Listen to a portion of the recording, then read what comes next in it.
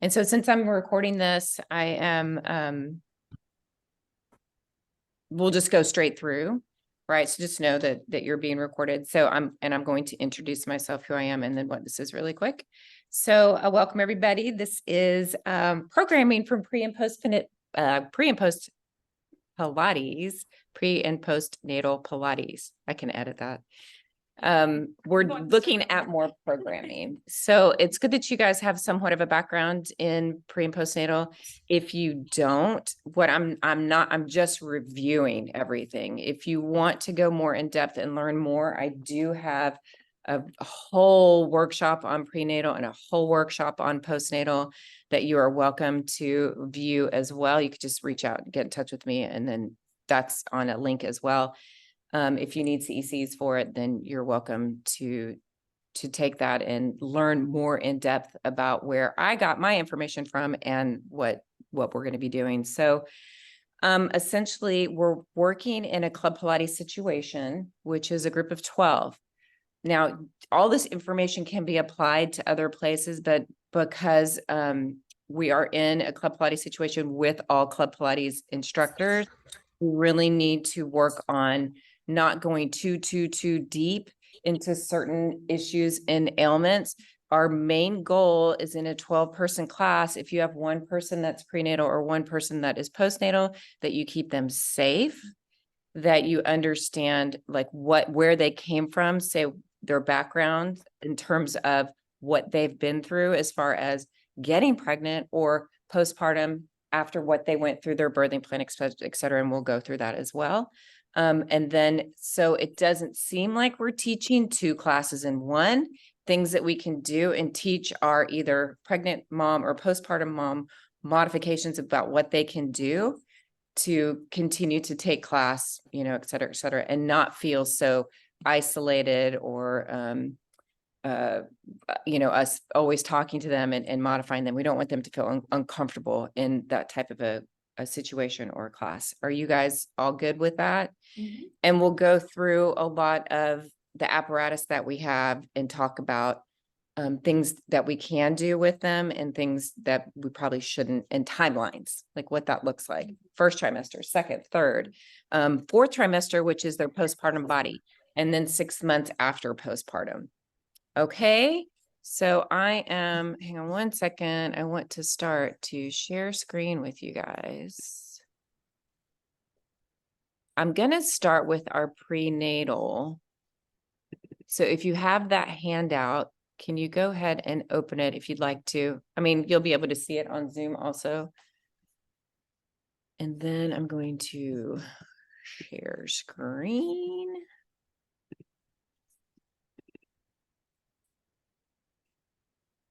All right. Can everybody see this okay? Are you guys with me? Yeah, and I'm just gonna. Yes. Oh, thanks. Okay. So we're just going to go through this really fast because my main focus is to get to the exercises and the workout, right? So that you guys feel comfortable. I don't mind if you sit over here. You're good. Okay. So why are we doing Pilates for pregnancy? Why would people even want to come and do Pilates during pregnancy? It's to prepare the client for labor and delivery. We're doing it for pelvic stability. We're doing it for muscle tone. Okay, listen to this. This is really important because you will hear this from your clients all the time. This is a true fact. It is impossible to gain strength and maintain. What we want to do is just maintain what they have up to the point of conception. At that point, we'll go into the hormone relaxin in a little bit, but at that point, the relaxin's in the body and it starts to do its job on the body to get it prepared for birth. Does that make sense? So at that point, they're going to say, I want to get stronger. I want to lift 10 pounds. I want heavier springs. That's not the goal. The goal is to keep them at the level that they are right then and there. And so you always need to communicate. I will really ingrain that in you guys, that you have to always make sure that they're okay, find out where they're at. How are they feeling? Why else is Pilates for pregnancy? So improve circulation and flexibility. It's an alternate breathing technique. If you guys really push breathing in your classes, it's a great, I did it. I used this breath work versus all the other stuff that you learned in birthing classes. It worked better for me. To improve mental health.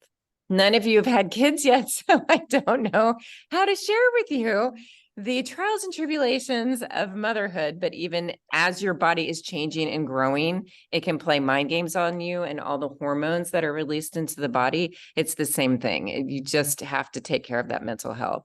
And then while your body is becoming out of control, Pilates provides control for your body. Guidelines for pregnancy. Okay. When they walk into the studio, this is not necessarily your concern, but they really should get doctor's approval first. So you just want to make sure, because if they have any issues, and we'll go through those issues to go through that so that you know they should not be working out, or they should be working out at this level. Previous history of exercise. If you have a pregnant person that comes in here and does Pilates for the first time and has never, ever worked out in their entire lives, which has happened, you will want to encourage them to take a private or 2 or 3 so that they can kind of get the routine of what Pilates is, right? We do a half an hour session to introduce them to a few pieces of equipment, and then you're throwing somebody that's, a different population than the rest of us. Then you really want to encourage them to do some private sessions. No overhead exercises at all, okay? Air embolism. What is that?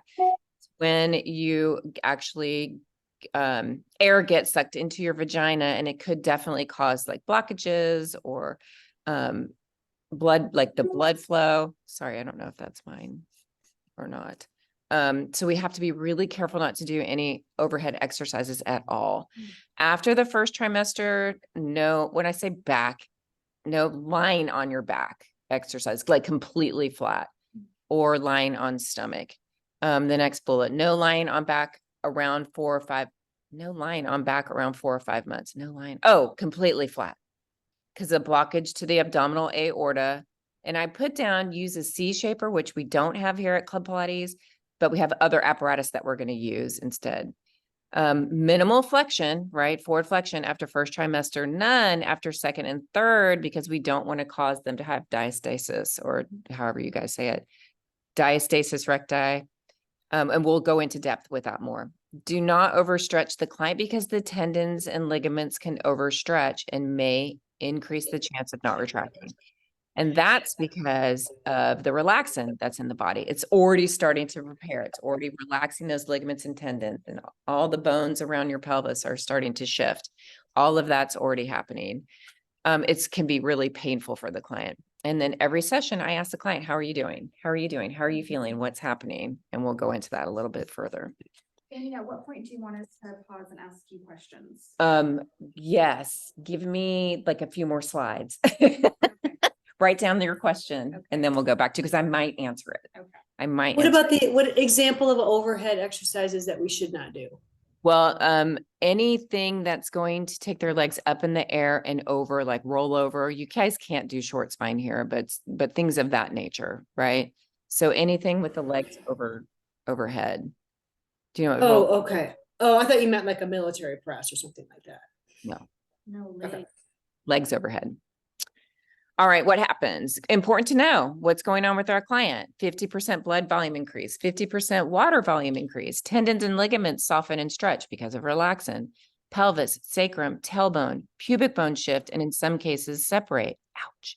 Rib cage expands, pressure on the lungs and diaphragm, muscle fatigue, weight gain, nausea, tiredness, hormones increase, balance, weight gain, changes center of gravity. Are you guys so excited about getting pregnant? I don't know that I ever will, but I want to be prepared for people that are. After this workshop, everybody questions it for sure. All right, let's get to the next thing. Signs a client should stop exercise. And, I periodically check in. Are you doing okay? And walk by, are you doing okay? I mean, I do that in class anyway, but it's really helpful for the pregnant client. Pain in the chest, back or pubic area, vaginal bleeding, contractions or Braxton Hicks. We'll talk about that. Shortness of breath, dizziness or faintness, irregular heartbeat, heart palpitations, difficulty walking, decreased fetal activity, leaking of amniotic fluid. Now, You're not going to know all those things Mhm. when that client walks in the door. Mhm. But that's why I say, how are you doing? How's the pregnancy going? What's been going on? Anything changed since I saw you last? Oh, I had Braxton Hicks the other day. Okay. We'll talk about what Braxton Hicks is in a little bit. So it's just things like that. Well, what do we do if that happens? What if they say, I have been having heart palpitations? Safety first, right? You don't necessarily want them doing the exercises if there's some of these issues that are having on, and we'll talk about that in a little bit. Okay, anatomy. Again, just running through this really quick. Our first trimester posture is pretty set. It's what we look like in normal life. Shoulders remain in neutral. Breasts are still not heavy enough to cause rounding of the shoulders. Lumbar spine has normal curvature. Abdominals may have no sign of pregnancy yet. Pelvis is still in our neutral position. Uterus is still within the pelvic basin. Hamstrings remain supportive and in neutral. It's a beautiful, beautiful situation. Then we go into our second trimester. Now, the first trimester is months 1 through 3. And let me just go ahead and show you guys this really quick. Significant changes in the image for the second trimester. So can you guys see? And then come over here and be able to see it. You can barely see the baby here, but this is our first month. This is our mom here. Okay. And then we go into month 1. Does that say 2? Mhm. Month 2, you can see the baby's getting a little bit bigger and nothing's really changed in her body. Like let me go back here. Nothing that much has changed in her body. First and second. And then is that third? Okay, and you can see that the baby, let me see if I can get that. The baby is getting a little bit bigger and her stomach is starting to push out just a little bit, okay? That fetus is forming. All right. Moving on to our second trimester, which is 3rd, 4th, and 5th. Sorry, 4th, 5th, and 6th. All right, our shoulders begin to drop forward. The breast get larger and heavier. It's weight gain and hormones. Increased curve of the lumbar spine. Abdominals begin to protrude. The uterus has lifted out of the pelvic basin. Pelvis moves into a more anterior tilt. Hamstrings lengthen and tighten as the pelvis moves into anterior position. All of this is on purpose. So let's look at month 3, 4. Let's look at, well, I kind of showed it to you already. Whoa. Over here is 3 and 4. This one's getting important. 1, 2, 3, 4, 5, 6. Okay. Now, is it too shiny? Can you guys see? It's fine. It's fine. Thank you. So right around month 5 is where the baby and the uterus are going to pop up and out of the pelvic region. And that's when the stomach starts to stick out. Okay. So the baby's getting bigger and bigger. And that's when like all the fun stuff starts to happen, right? Now, moving on to, thank you for doing that. Yeah. 3rd trimester, the shoulders are now rounded forward, but braced backwards to counteract the forward shift of the uterus on purpose. Breasts are full and heavy. Abdominals are tight and stretched. Lordosis is apparent on purpose. Pelvis is in anterior tilt. The uterus is well within the rib cage. Hamstrings are tight with hyperextended knees. Let's look at mama. Months 7 and 8. Can you guys see that? And the baby? Okay, baby's getting bigger and bigger. And you can see her back, lordotic back. I don't know if you can see the shoulders rounded, but everything is getting bigger. So let's move on to the 9th month. This is 7, 8. Yeah, that's really good. You can even see the tilt, the anterior tilt in the pelvis there. And then here she is on month 9. The baby should flip and getting ready for pregnancy. Cool. That's if it's, there's always situations where that doesn't flip. Yeah. All right. And then let's talk about the abdominals, because that's a really big, important part of what we do for a living, right? Teaching Pilates. Over tight abdominals cause a shift in fetal position. Optimal fetal position with the abdominals supple enough to allow for expansion, yet toned enough for support. Lax abdominals causes the fetal position to change. Okay. So let me see if we can talk about, okay, let's go back a little bit. This might answer some of your questions. Before we go into those exercises, let me stop sharing. Does anybody have questions so far? Yes, Okay. but I feel like I should wait. Okay. Are you sure? Yeah. Okay. So during the pregnancy thing, one of the most important things that we do is always ask, right? Always ask the client, how are they doing? How are they feeling? What I wanted to explain to you guys was the pregnancy, the anatomy of what a mom looks like. I think, will you grab one of those balls? Because I'm going to have you be in third trimester. Second and third trimester. Okay, so the roundness of the shoulders and the lordotic spine is caused by the breast getting bigger and the stomach getting larger. And so your gravity, your weight, your gravity is pulling you forward more.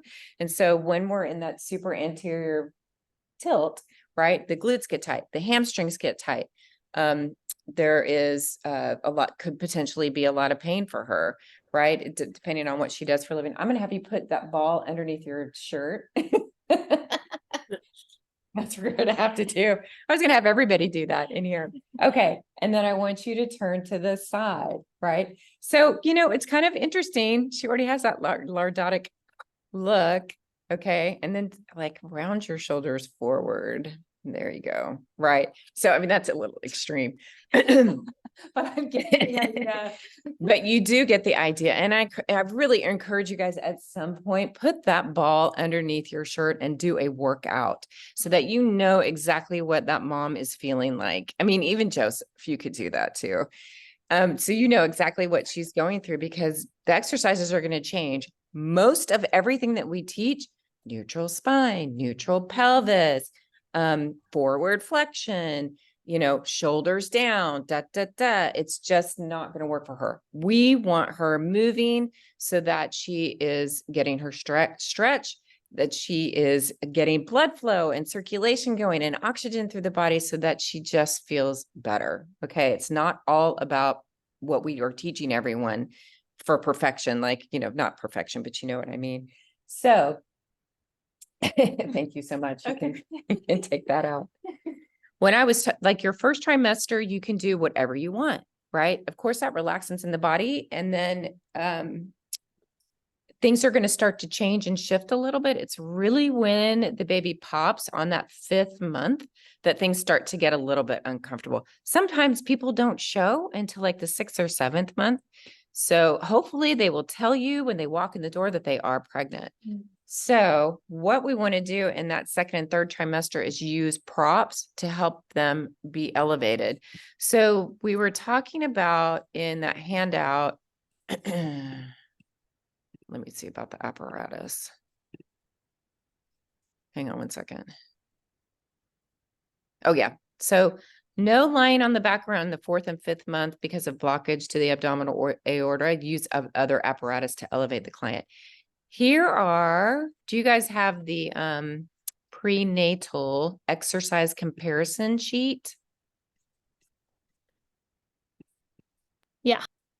And let me share. Thank you. The things that we can use that are Club Pilates approved, there's no C-shaper. I teach this workshop a lot, so that's one of the things. We have wedges at the studio. We have Bosu balls, right? We have a box. We have the arc, but we don't have a large ball, but that's okay. But we can use those things. And even the small ball in some instances we can use. Okay, so we're preparing the pregnant client for the rigors of childbirth. Minimal supine exercises after first trimester, no forward flexion at all. And then always ask them how you're feeling. So do you want to ask me a question? Because I'm going to go into the pelvic. Yes. All right. So, and let me know if you want me to ask this of my studio's manager, but like number 1 bullet point on guidelines, doctor's approval needed. Is that something that the person arranging, booking that person in a class, is that something that the front desk is gonna ask for ahead of time, or is that I the don't district? know. I mean, I would definitely like, did you guys get that question? I would imagine that if they come through the door, she's asking about getting a doctor's approval. It would be smart just because of the liability. I mean, And at that goes point- beyond it. I know at my studio, we have a separate pregnancy waiver that we get everyone to sign, and I think that's standard for Club Pilates. Okay. And when they're signing that liability waiver, we ask them if they have doctor approval in that moment. Perfect. And if they don't, then what? Is that up to each studio to say, like, do you turn the client away if they don't have doctor's approval? Or is that what the waiver is supposed to do if they don't have approval? I've never experienced a client that doesn't have approval, so I haven't been in that situation personally. That's probably something each studio has to deal with on their. Okay, Yeah. that's good perspective. Okay. Yeah. Good question. That's a good question because it's really important. Okay. Let's admit. Okay. Let me go back to.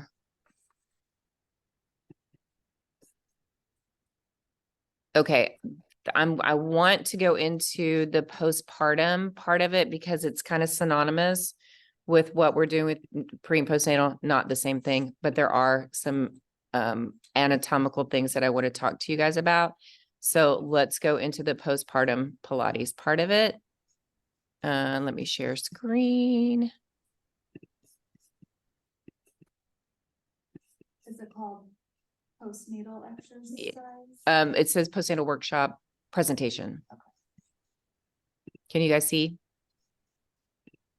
All right. So we're just reviewing. We've got the third trimester. Third trimester posture. Are you guys seeing the whole thing? Yeah, we can see the whole slide. Okay, great. Thank you. All right, here, and we did abdominals during pregnancy and what that looks like. Let's talk about the posture postpartum. Okay. I got to move you guys over here. Breastfeeding, right? So when the mom, if she chooses to, not all moms do, the breast will stay enlarged for long periods of time until she's done. So it contributes to the kyphosis, right? So kyphosis is being rounded. And please, I'm assuming everybody knows what I'm talking about. If you don't, by all means, just stop me and we'll go over it. Unstable and vulnerable lumbar spine. Okay, so it's still in that lordotic state. Misaligned and weak abdominals. Unstable pelvic alignment. Hamstrings are loose and unstable. Wouldn't that be instable, not unstable? What's that?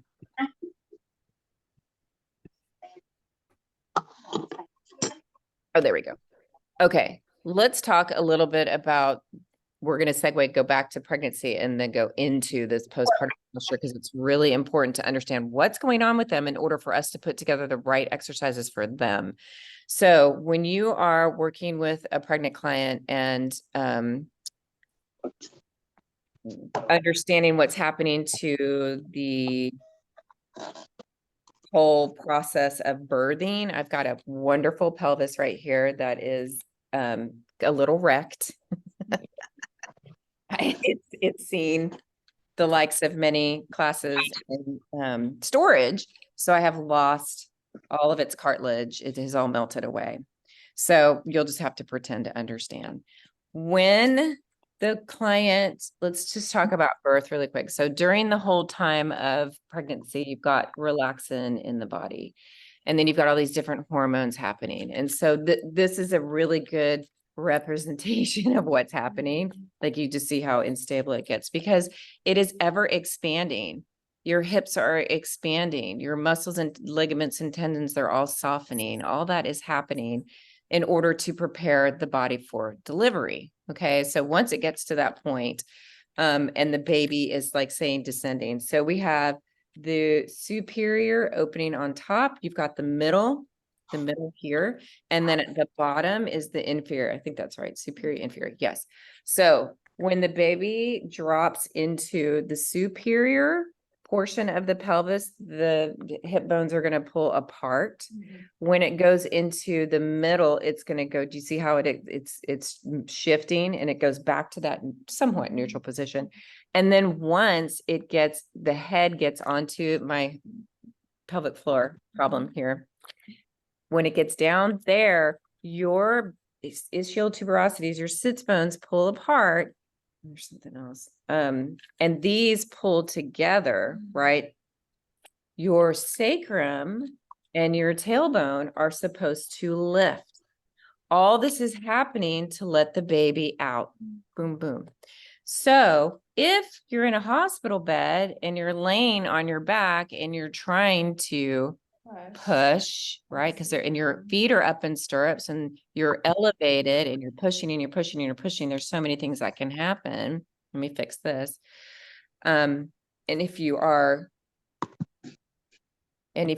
not, let's just start with the pushing. The abdominals could split, right? There's the diastasis if it hasn't happened already, or you could blow out pelvis. Now, let me just say, obviously they are relaxing as well because it is a muscle. So most of the time, not most of the time, I shouldn't say that, between the anus and the vajayjay, we have the perineum. And that, if it's not supple enough and it's too tight, because maybe we've done too many pelvic exercises to keep it tight during our pregnancy, it will split. It will tear, or because if the doctor says, like mine did, hey, Amy, I'm going to have to cut it because otherwise it's going to split from anus to vagina and you're going to be in a lot more pain and it's going to be stitches and more, surgery, et cetera. You asked Hello? about, Allison? I'm sorry, I wasn't asking a question. Thank Okay. you. No problem. No problem at all.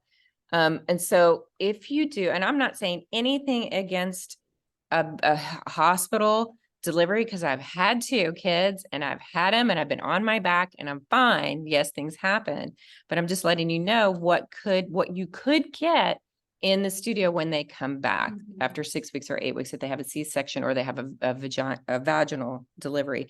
In a normal birthing situation, your uterus is a muscle. It has that baby inside. When it starts to contract, when that baby's ready to come, it's going to squeeze that baby down into the pelvic basin, right? We'll go through those 3 stages. It's going to go onto the pelvic floor. And if you can see, you've got, this part, that's your diaphragm. Those muscles go one direction and then this one goes another. So you've got the pelvic floor going this way and this way to pull that baby's head out as that uterus is squeezing that baby out, as this should be lifting, right? And opening. All of that happens naturally, right? It should. And then things heal a lot quicker. But if we're in a situation, and I don't say whether it's right or wrong, I'm just telling you, if you're in that type of a situation where you're laying on your back in a hospital bed, they could crack their tailbone, they can break it. The sacrum doesn't lift, and then issues are going to happen. Pubic symphysis, derangement, we'll talk about that. Pelvic floor issues, diastasis, the instability, the pain, et cetera, et cetera. So I don't really think that that's like a well-known thing that happens. I think it's more of, it's safety. It depends on this is why it's so important to ask, like, what is your birthing plan, right? Are you planning on a water birth? Are you planning on a midwife? Are you going into the hospital? Are you going to do an epidural? Because even the epidural, which I had twice, and additional drugs too, which I didn't know I had those. They last in your system a lot longer, right? And it's going to affect things down the line. But I'm not trying to scare you guys. I'm just wanting you to understand that I suggest that you ask all the time, like, what is your situation? What are you going to do? And then when they do come back postpartum, which they really shouldn't come back to you 6 weeks vaginal delivery, 8 weeks cesarean section, and we'll talk about the cesarean too. But you can also start them on just a little bit of stuff to start healing that pelvic floor, right? Within days of them getting back from the hospital. They're not going to want to feel like it, but they can certainly start to do something. Now, when they get in a situation like when they come into this studio postpartum, you just ask questions like, how are you doing? How are you feeling? They're going to be up at night. They're going to be trying to nurse. They've got a crying baby. They don't know what to do with if it's their first one.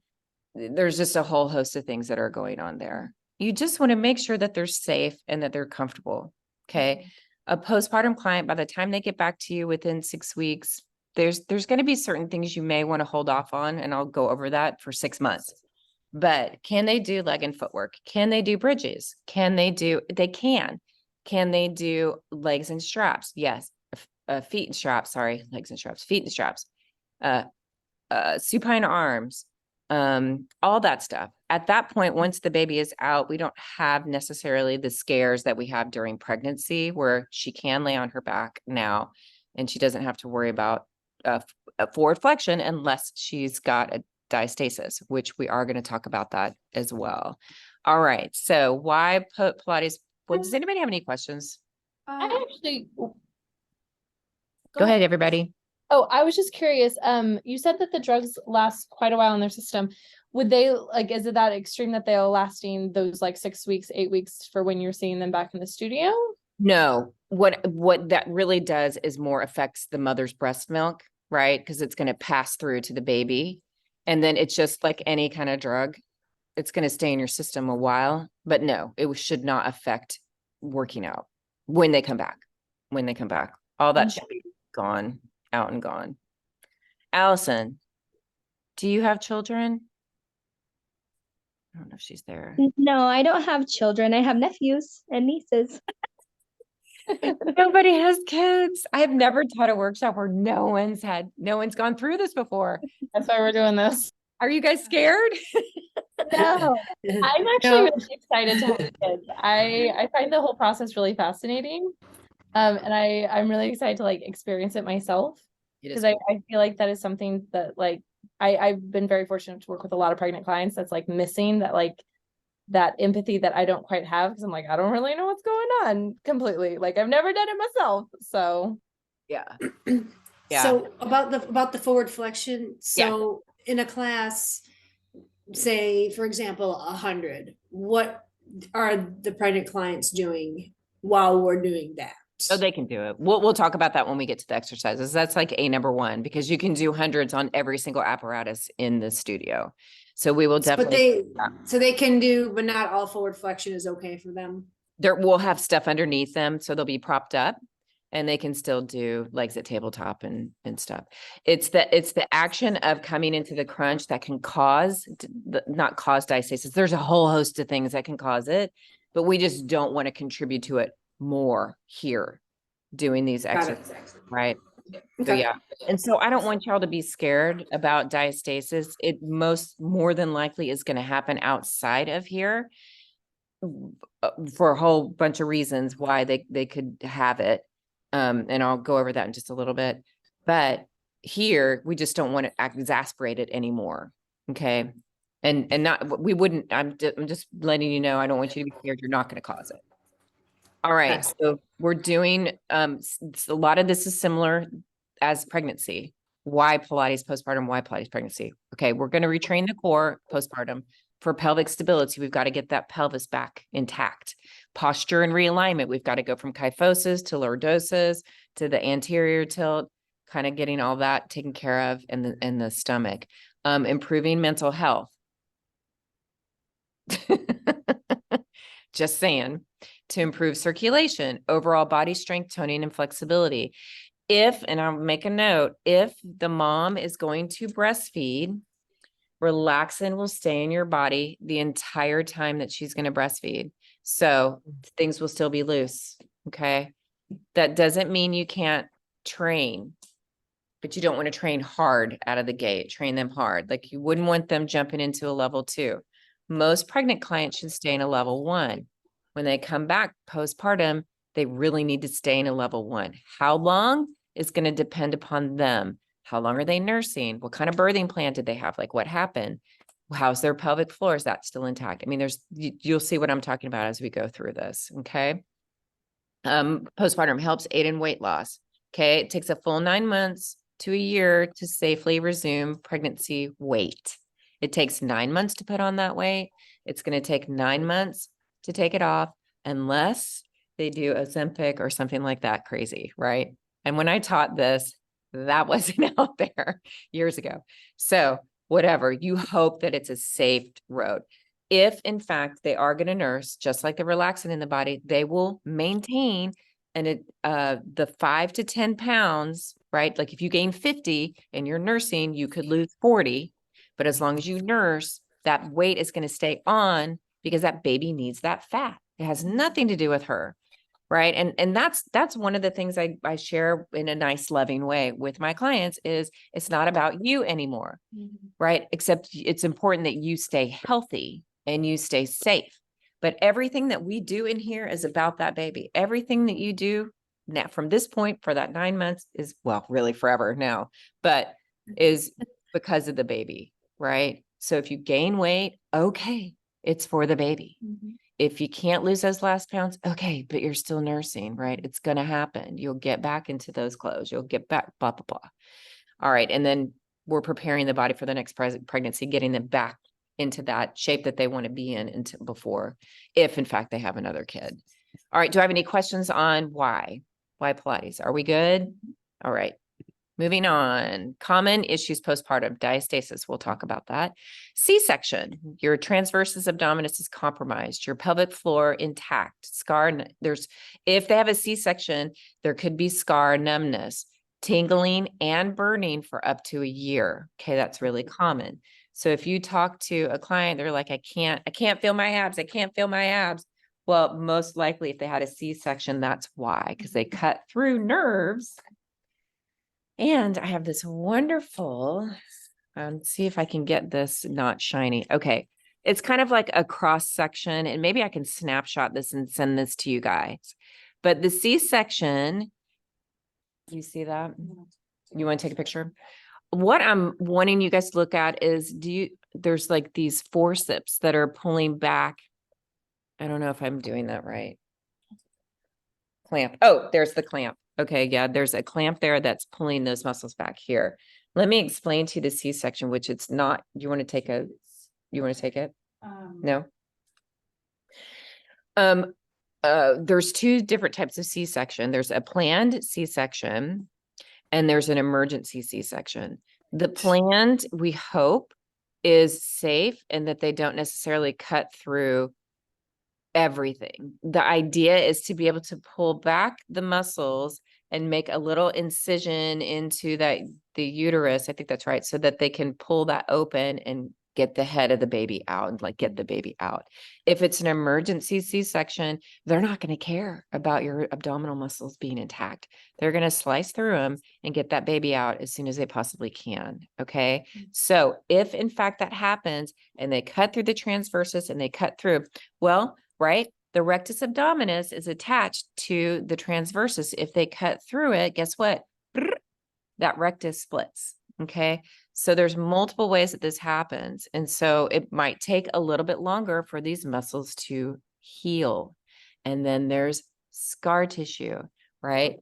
And then, you know, if it gets to that point where, and we'll talk about diastasis too, and again, it's not our job to fix that, right? We're just getting them back into the studio. I'm just sharing this info, getting back into the studio and getting them to feel good again and do what they can to get back into the shape that they want. But it's like, what happened? Did you have an emergency C-section? Okay, then I know those muscles are cut. Then I know scar tissue is forming. Then I know there might be numbness there. And I know if she's going to complain that she can't fire those abs, it could be diastasis. It could be those reasons, right? And what can we do to not exercise them, but cue them on how to take care of that. Okay. different scar, there's a different size scar for a planned versus unplanned Could C-section. be. I mean, it could be. I don't know that. If at all possible. Oh, that's the other thing. If you have the C-section, then your pelvic floor is packed, right? So it's a little less Right. time on that. I don't know about what the scars would look like. I think, let me look at this really quick. Carcinium uterus. Yeah, there's a little cut. Well, I would, I don't know, I would imagine it would depend on if it's like a planned one, I'm sure they can take their time and, do a tiny cut. Who knows if it stretches or splits a little bit further. I'm going to imagine the emergency would be just whatever they had to do, So it's different internally, not necessarily externally. It's the Both. difference is internal for the, Well, if they're whether- cutting, if they're cutting muscles, they're cutting the transversus. right, Right. And then on internally, they're cutting the uterus. right. Trying to But see. not as much, there's not as much cutting of the muscle for. a Oh, yeah. plane. We hope Got not. Okay, got it. I didn't realize there was a difference. If you guys decide to get pregnant and you want to talk to your doctor about a birthing plan and you decide to do a planned C-section, which a lot of people do, they do, and there's nothing wrong with it. Hey, then I really want you to really focus on not, I'd like to keep my abs intact. Now, whether they do or not, but at least you're letting them know. Just like I did when my doctor said, I have to cut your perineum. And I said, really? Because I'm going to sue you if you touch that part, and it's really an emergency situation. It's not about me. It was about my son. Right. So anyway, it happened. All right. Other issues, unaligned posture. Oh, pelvic floor dysfunction, incontinence for obvious reasons, right? Pushing that baby out. We stretch those muscles. We got to work to get them back intact. Overall weak muscles, compromised perineum, postpartum depression, lack of sleep, energy level low. Breastfeeding moms tend to heal slower, lose weight slower, tendons and ligaments still soften or still soft. So therefore, longer to recover. Pubic symphysis separation, inner thigh stretch to a minimum. Let's talk about pelvic. Just really quick. Right at the beginning, right at the front of your pelvis, there normally would be cartilage right here, but it melted. So pretend like you see that. So see how this is very unstable. And let's say, like I stupidly did with my son, I guess I should have told you just a real quick thing. When I got pregnant with my son, I did everything possible that's wrong. So almost everything that I'm telling you about, I had. And then once I finally I took this course, and then I finally got pregnant with my daughter and did it right. And I wasn't as in much pain. So this starts to happen, right? The separation of the pelvis starts to happen. Let's say, for instance, here's a good visual. Amy hopped on an adductor machine with 100 pounds, right? And I'm bringing my legs together with 100-pound weight. And guess what's happening to my pelvis? It's pulling apart. It's pulling apart. It's pulling apart. So when Amy gets up off of it, did I say that right? Adductor? Yes. Together. Amy gets up off of that and pain just radiates down the middle of my legs and I barely can walk. I had no idea what was going on. I'm like, what's happening? So that is dangerous. Okay. So you really want to make sure that when like you're doing feet and straps or single leg work, that it's not heavy and they don't go really wide with those circles. You want to really keep it maintained and go light on the single leg. Why? So if I'm laying down, I'm just showing you this way, there's going to be a shift if I'm doing single leg work on that pelvis. Does that make sense? Mm-hmm. Same thing sitting on the chair. You do single leg work on the chair. You, in a private situation, you could stick a ball under the other leg. So it's propped up, but the better route to go would be sideline, doing single leg sideline. Okay. So we'll get to all that. Somebody remind me about sideline when we get to it, please. Okay.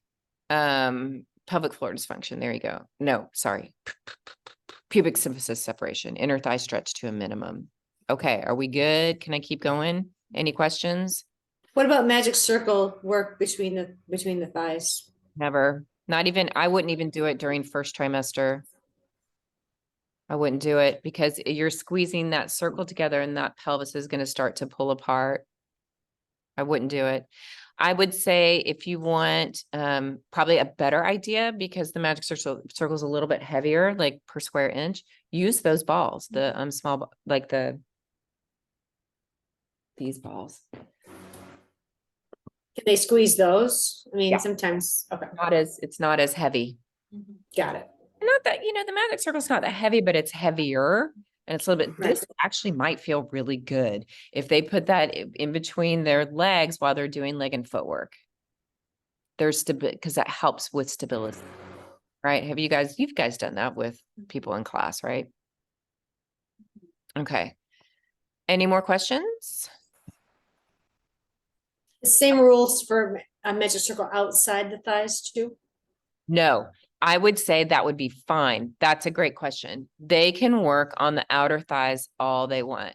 Outer thighs, why? Because those muscles on the outside, the hips and the glutes are going to stabilize that pelvis.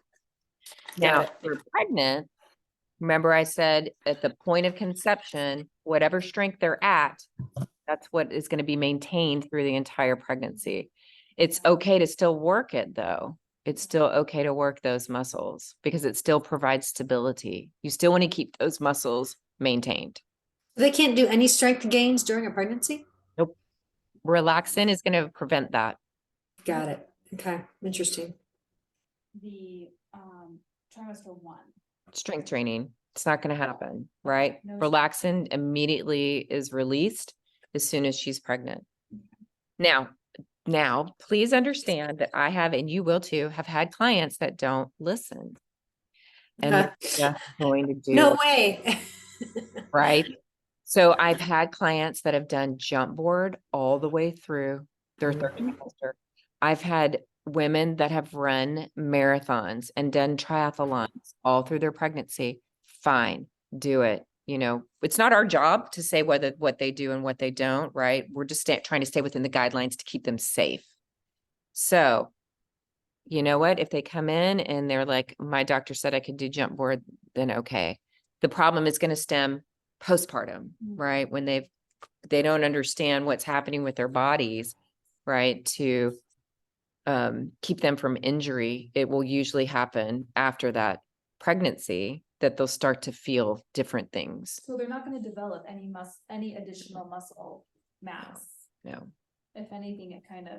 no additional mass. Can you guys hear? No, I can't hear the questions. Oh, okay. You already, just no strength training. No strength. Yeah, there's no The strengthening. muscle's not gonna. Yeah, that's correct. Sorry, I keep moving this because I'm trying to see the slide. So your client issue will always be this. I've been doing crunches and sit-ups every day for the past few years, but nothing has changed. I still have a thick midsection. My back hurts and I want to get rid of it. What am I doing wrong? What do you think it is? During pregnancy? No, Okay. after. Well, the relaxin, it relaxes the muscle, so it's not gonna contract and Right. grow big. Right. So the answer is dun, dun, dun, dun, diastasis recti. Okay. That's the split. If the question is from a female, 9 out of 10 times, your client probably has it. Men can have it as well. Okay. So have you heard of it? Yeah, I've worked with a couple clients with it. Erin, yes. Allison, Anne. Yeah. No, Jessica, because he's taking my courses. And have you heard of it? Tears. The right? tear. It's a tear. So it's so you have, let me see if I can get the Big Mac Daddy visual I love here. this thing, by the way. Sorry, Joseph, this is not going to be pretty. Okay. But it's a really good rectus abdominis. Okay. Is it lit up? Can you guys see it okay? Yeah. Okay. So your rectus abdominis is here. Okay. And you've got the right side and the left side. And then in between right here is the linea alba. It's this sheath that attaches and it's pretty porous. And you can see how big she is, right? And can you imagine, let's just talk about forward flexion. There's only so much that this rectus abdominis can handle. The rectus abdominis is only responsible for forward flexion. It's actually the weakest muscle in your body. When you see people on the cover of magazines or whatever, you know, YouTube, whatever, and they have these amazing 6-8 packs. Okay. It's not because of the strength of the rectus abdominis. It's just because they're, you know, dehydrated or, you know what I mean? Or, you know, they're dieting. It's just muscles. It just looks like muscles. Okay. It's not the strength.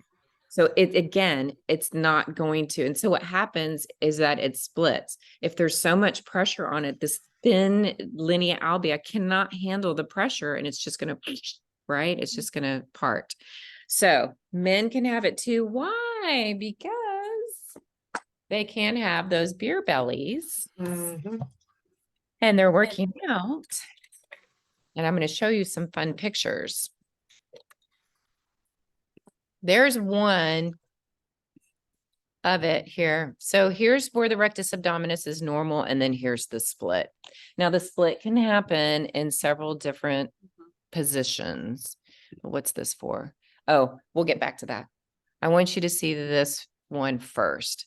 So here's an abdomen without diastasis or diastasis, whatever you want to call it. Here it is around the umbilicus, which is your belly button. But it can also be below the belly button.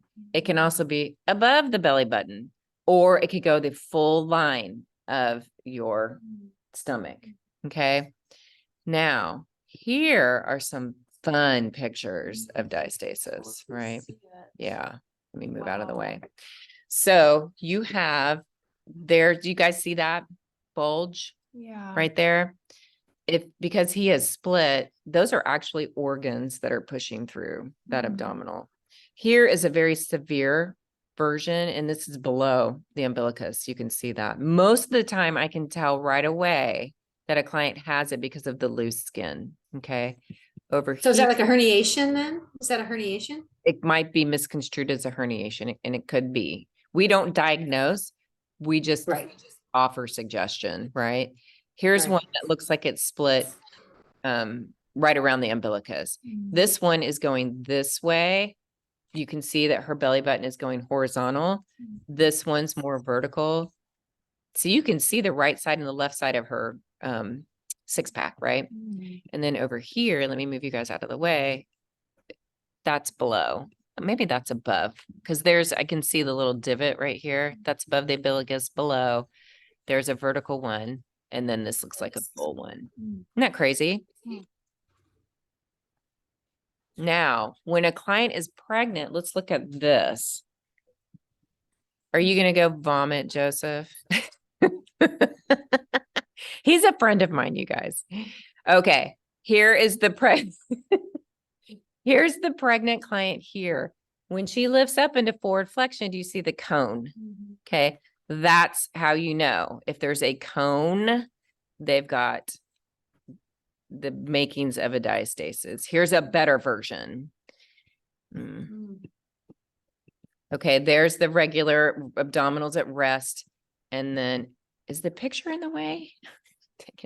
And then there's the cone, right? I can't see what you're talking about. I can't see your picture. So cone, like, what do you mean? Why can't you see him?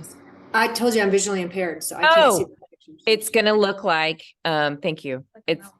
It's going to look like a bulge in the middle of their stomach.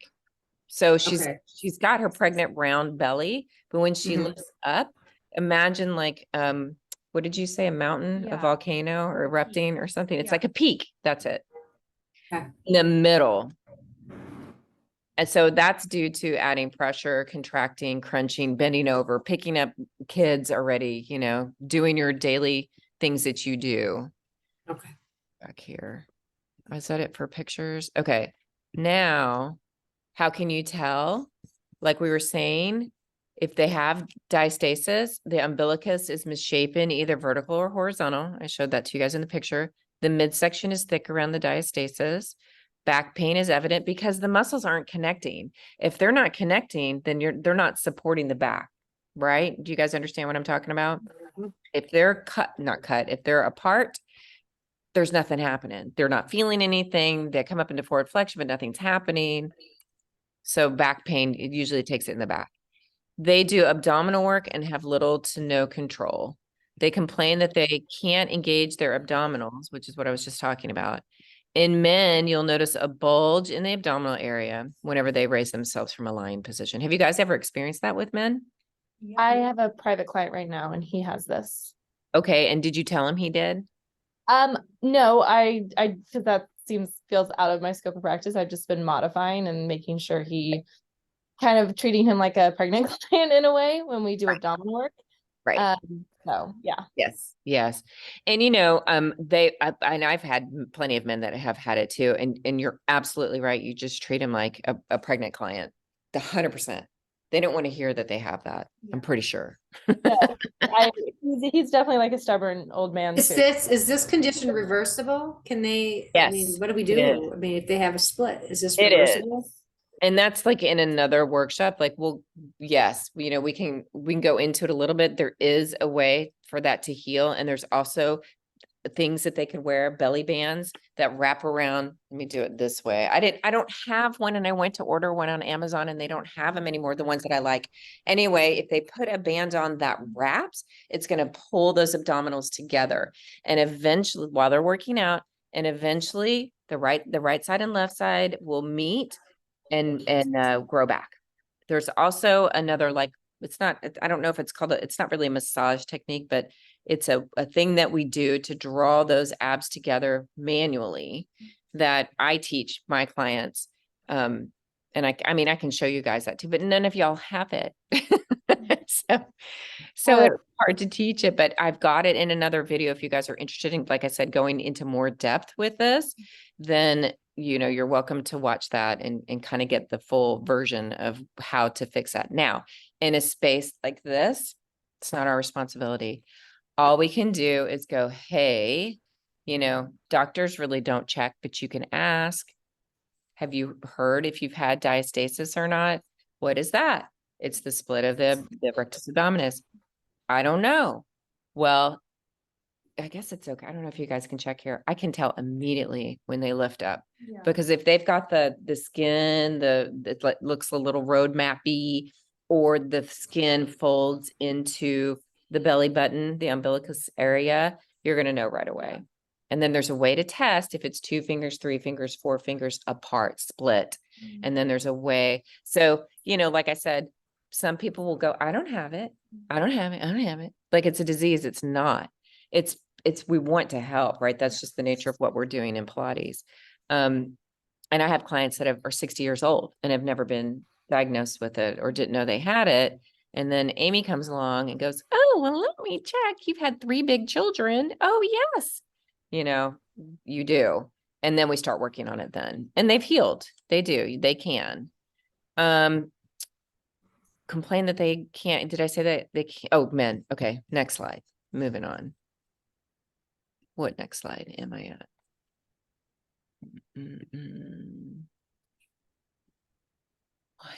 Hold, please. We already went over that. Okay, we went through that. Those are those pictures again, if you want to get another look at it. Bulging, some questions. Okay. Let's say they come in and they complain to you about not being able to use their stomach. So, and this can be years from now. And so I'll go, oh, okay, well, let's see. Do you have children? Yes. How many do you have? 3, 2, 1. Did you have a C-section or regular birth? I had a regular birth. Okay. Do you have back pain? You have a hard time engaging your abs, trouble feeling your abdominals? That would be from a C-section. Trouble with stability, balance, or control in a session. All of those. And you don't have to ask that every time. Typically, I would say, do you have kids? And they say, yes. Okay. Well, do you mind if I look at your stomach to see if you have this thing called diastasis rectus or whatever you want to call it? And most of the time they say no. And most of the time I say, yes, you have it. And then I'll say, okay, here are some things that you can do in class today. Okay. And we'll go over that. We'll go over that later. If you don't feel comfortable asking, then don't. You don't have an answer for them if they can't do it. Okay. This is what I'm talking about as far as we can't do this here. You would have to do this in a private class, private session situation. And again, if you want the video, it always scares me when that goes off because What we're is not that? moving. It's the front doorbell. We have ghosts. So yeah, we'll have to, we can't do that here. So, all right. Contraindications. Traditional abdominal crunches are not recommended when you're dealing with diastasis. Any exercises that causes the trunk to flex will only widen the gap between the muscles and exacerbate the problem. Now, is that going to make it worse? Probably not, but it's not going to make it any better. Meaning, is it going to make it worse? Is it going to get bigger? No. They just really aren't going to be able to engage the stomach. It's compromised. Okay. All right. So what we do instead is we are going to deal with internal and external obliques and the transversus. Round back option. Okay. Remember that. Round back option. Do only exercises that keep them away from forward flexion and keep them in alignment. This is what we can do. Okay. If we suspect that they have it and they don't mind, then this is what we do. I often ask my clients, like I said, to wear a belly band to assist the alignment of the rectus while they work out and help support the back. Okay. They have belly bands on Amazon. It's just, they're so cumbersome. The one that I had was really flexible, but still was, good. So I don't know what happened. Maybe they went out of business. Maybe I can try to find something else for you guys instead. Yeah. Sometimes I use like in footwork and stuff like that. I'll put a TheraBand, wrap it around their Great midsection. idea. Cross it Great into idea. arms. Awesome. Thank you. Wonderful. That's a really good one. And I love that idea because, you're pulling the right side and the left side together. Boom. Yeah, and it's crossed in front, and when they exhale, like encourage them to like pull against it. So it's like knitting everything together each and every time. And then they've got that tactile cue, right? So even when we go into round back, I will use that same thing of going into that round back and pulling everything together and show them the hands, like pull together, wrap those fingers around, right? So it's going to start to reconnect or connect. Okay. Let's move on here. I did talk about the pelvic floor a little bit. Okay. The functions of the PF, the problems of a weak one, damage to it, and the functioning of, we want a functioning pelvic floor. Listen, if it is an extreme situation with their pelvic floor and they have done more damage to it than just a normal delivery, it is not our job to go any deeper than like Kegels or doing our exercises on the reformer. Leg and footwork in the beginning of session strengthens and stretches the pelvic floor. Okay. It's not our job to diagnose anything, right? We can get into a lot of trouble for that. But again, I ask what's going on. If they're seeing an osteopath or they're seeing a therapist of some sort for their pelvic floor, awesome. What are they doing? How do you feel? Will this work? Right. So let's say we go into our wide position on the foot bar, second position, and we're pushing in and out.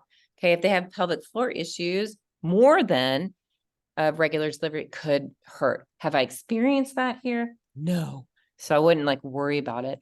But when you extend those legs, you're going to tighten the pelvic floor, whether you realize it or not. And when you bend those knees, it stretches out, right? So you're getting the contraction and release to strengthen the pelvic floor. It only contracts for 7 seconds. Did you guys know that? On purpose, because try it. See if you can hold it longer than 7 seconds. Probably not. It shouldn't, because you need the release to be able to go to the bathroom. I've had clients that have overdone their Kegels while they're pregnant, so much to that point where they can't deliver. Their pelvic floor is so tight, they have to have a C-section or they're blown out. They can't sit on the toilet and relax to go to the bathroom. So there's that fine line between offering up Kegels and, doing 100 at a time or not doing them at all, because they're going to have incontinence. You get somebody on a jump board and, something, whatever. But even jumping, and it's great that we get to lay down and do this, it's still going to strengthen that pelvic floor muscle, but they might feel a little uncomfortable doing it. Do you see what I'm saying? So there's just these levels in here. I'm talking about urinary incontinence here in this next bullet. I'm sure you've had clients that have had that. No? No one's ever said anything? Private clients, anything? Okay. You might now run across it since I brought it up. They do need to do pelvic floor muscles. But again, we're very surface here. We are coming in, making sure the pregnant client is safe, making sure she's getting out of it what she needs to. And then postpartum, same thing. If it goes beyond our scope of practice or what we're comfortable, go see a doctor and go deal with that. All right. The function of the pelvic floor also supports good sexual responses and then helps expel the baby during the birthing process, which I showed you. Okay.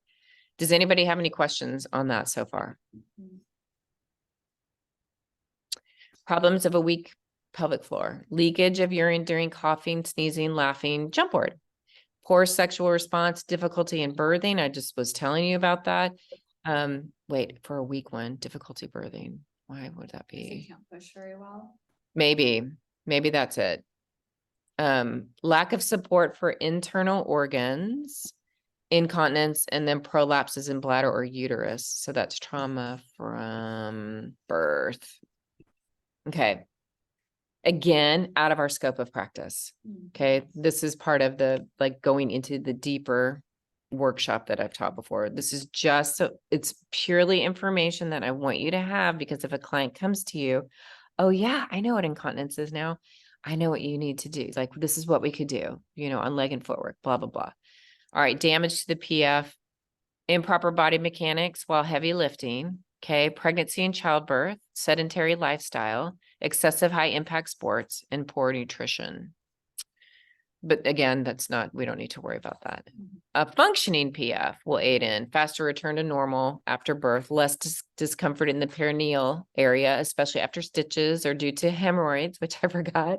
We can get hemorrhoids too from pushing too hard. Are you so excited, you guys? Getting preggers? Okay, stronger AD, quicker expulsion, stronger. I don't know what that ad is. Quicker expulsion of the baby. Stronger and. Adduction. And thank you. Is it?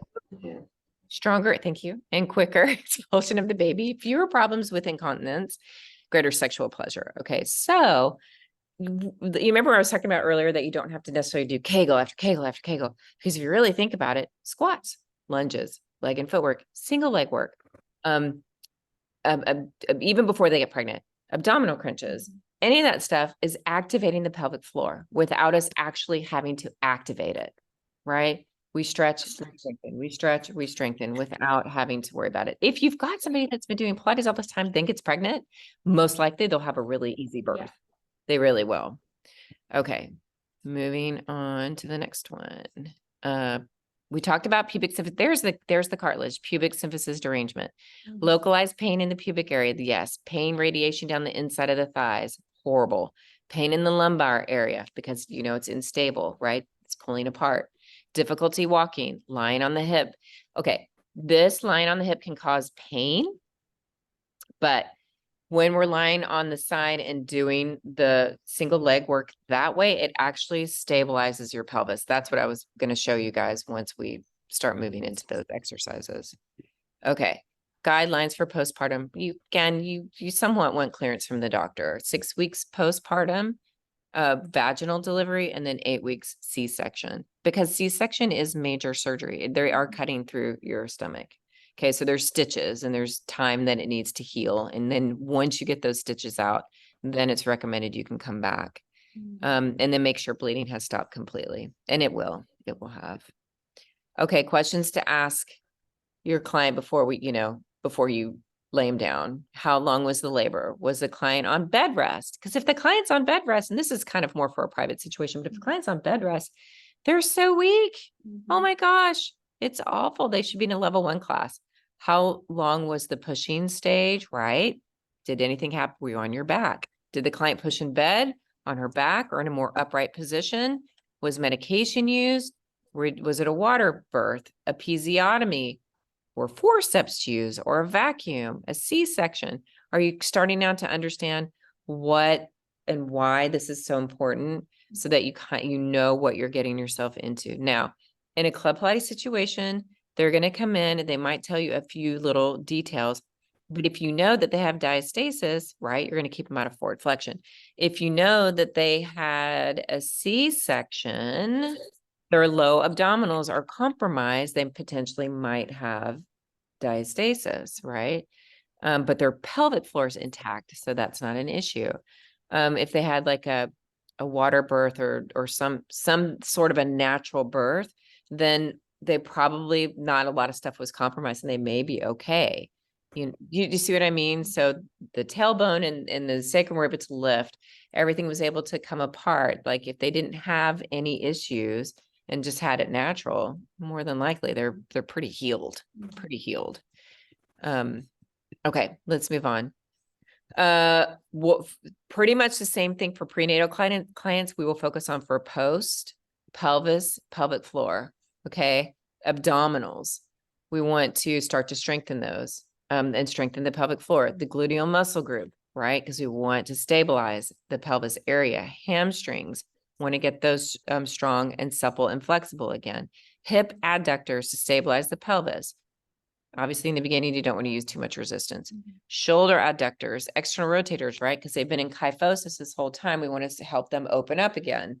Back extension and stretching needs to balance these areas out, right? They love back extension because they have been in this position for 9 months, right? So anything that's going to open them up and have them on their stomach, they're like, the first position I went into in the hospital after I had my son, he was my first one, was to lay on my stomach. It was the best ever. It was so good. So yeah, they really love that.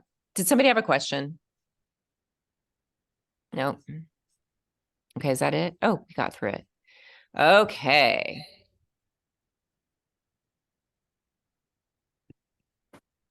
Let's talk about exercises. We're going to open up that prenatal exercises for the do's and don'ts. I'm going to share a screen with you guys. I'm simply going over this really quick because you have a copy and you can look at it. Okay. The prenatal do's and don'ts. Okay, so we have mat, reformer chair, Cadillac, and barrel. We're going to use the wedge, the Bosu ball, the box, and the arc barrel, okay, to do our modifications for our moms. Remember the purpose of the Pilates during pregnancy is to prepare our client for the rigors of childbirth. Minimal supine exercises after the first trimester. Why? Supine. Heart rate. Supines on your back. Heart, and what else? The lordosis. Cava. Inferior vena cava circulation. Okay. Yes. All that. No forward flexion exercises after the first trimester. Why? Diastasis recti. Yes. And then always ask the client how they're feeling. Why? So you can modify. If they're down and out, you're going to know, okay, we need to slow it down for them and modify for them. All right. So I guess I have Matt in magenta, reformer, and purple, Cadillac in yellow, chair is blue, and barrels are red. So what I've done here, and you can go back and look at it, I put all the exercises here. Now, I have a balanced body background, so I have taught balanced body curriculum. It's not that far different from what you guys have learned, Club Pilates training or STOT or Bassi or whatever. The names are a little bit different. Joseph, what's your background?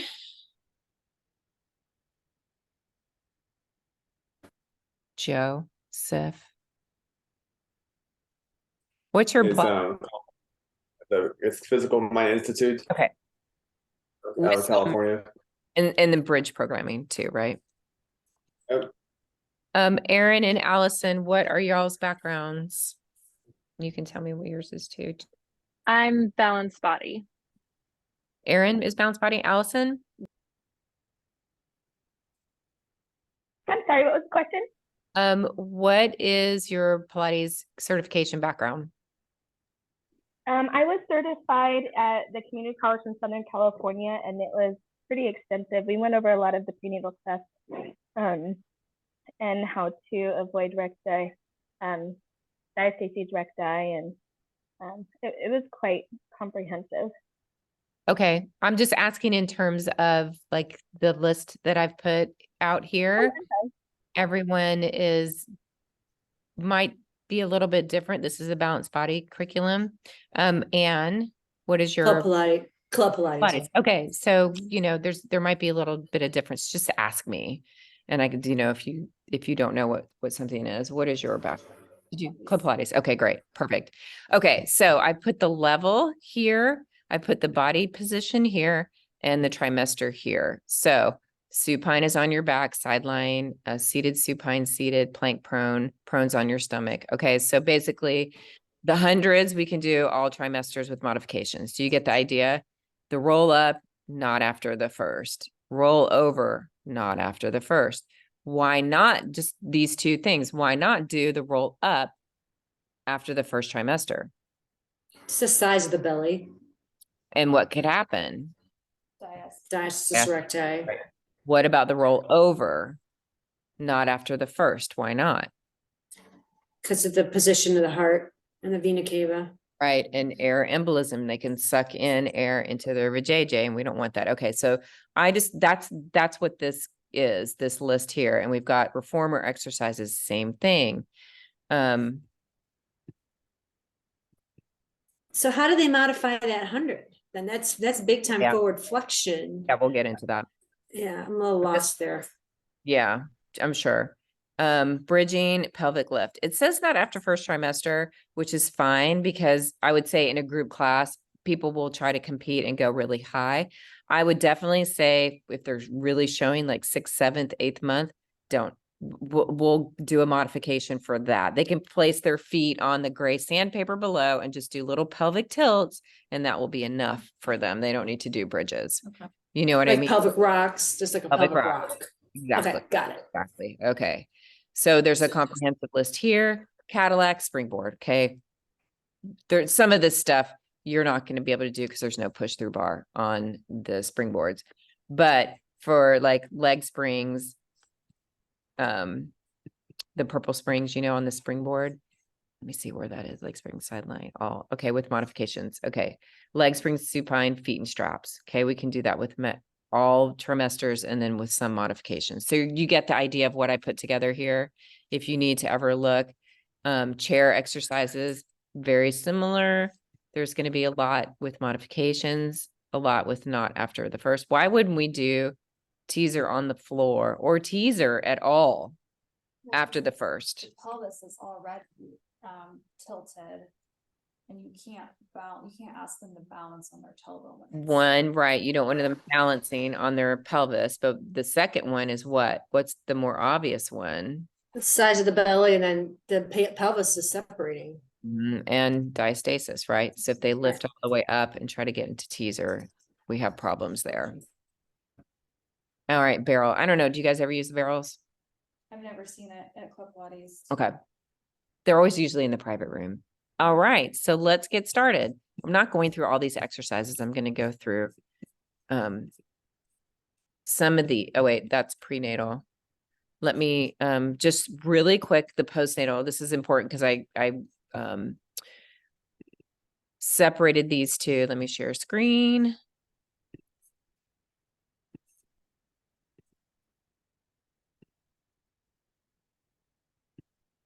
I separated these into do's and don'ts. Okay. So here, the exercises suggestions are intended for the first 6 months postpartum. And then after that, they're good to go. Okay.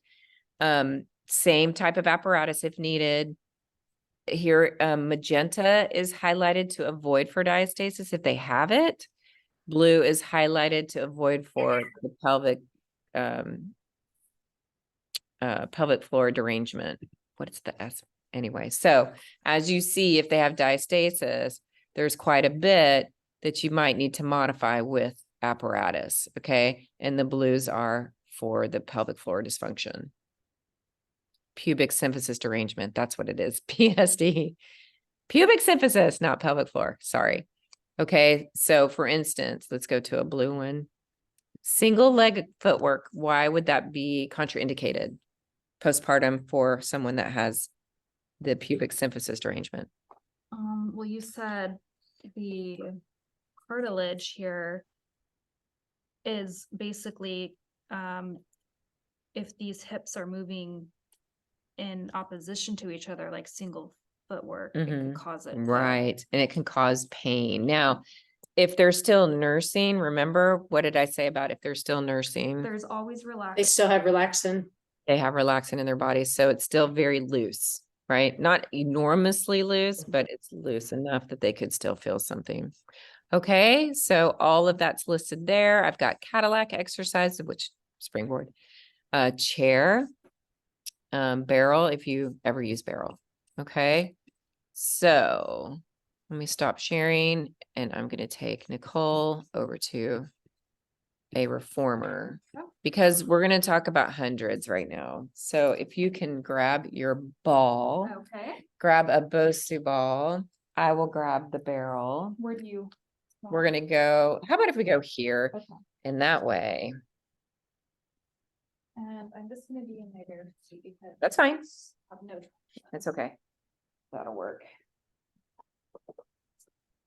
Where do you want the Bosu? Don't have it handy. Okay. I feel like I'm missing- Go ahead and lay it down, just right there. Where I think that is, C-shape or wedge. Oh my gosh, if they don't have a wedge here, I'm gonna freak out. Okay, put on like two. Check for the wedge, check by the weight rack. Usually Keeley Studios have them propped up in the weight rack area. Oh yeah, there's a wedge by the weights, Amy. Here's one. Okay. I'm coming. Okay. Now, let's say she's in her second trimester. Okay, I'm gonna shift this for you guys so you can see what we're doing.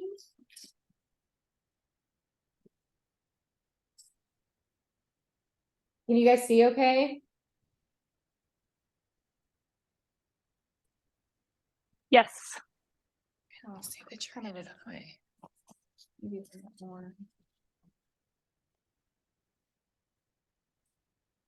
I want you to see it from the side.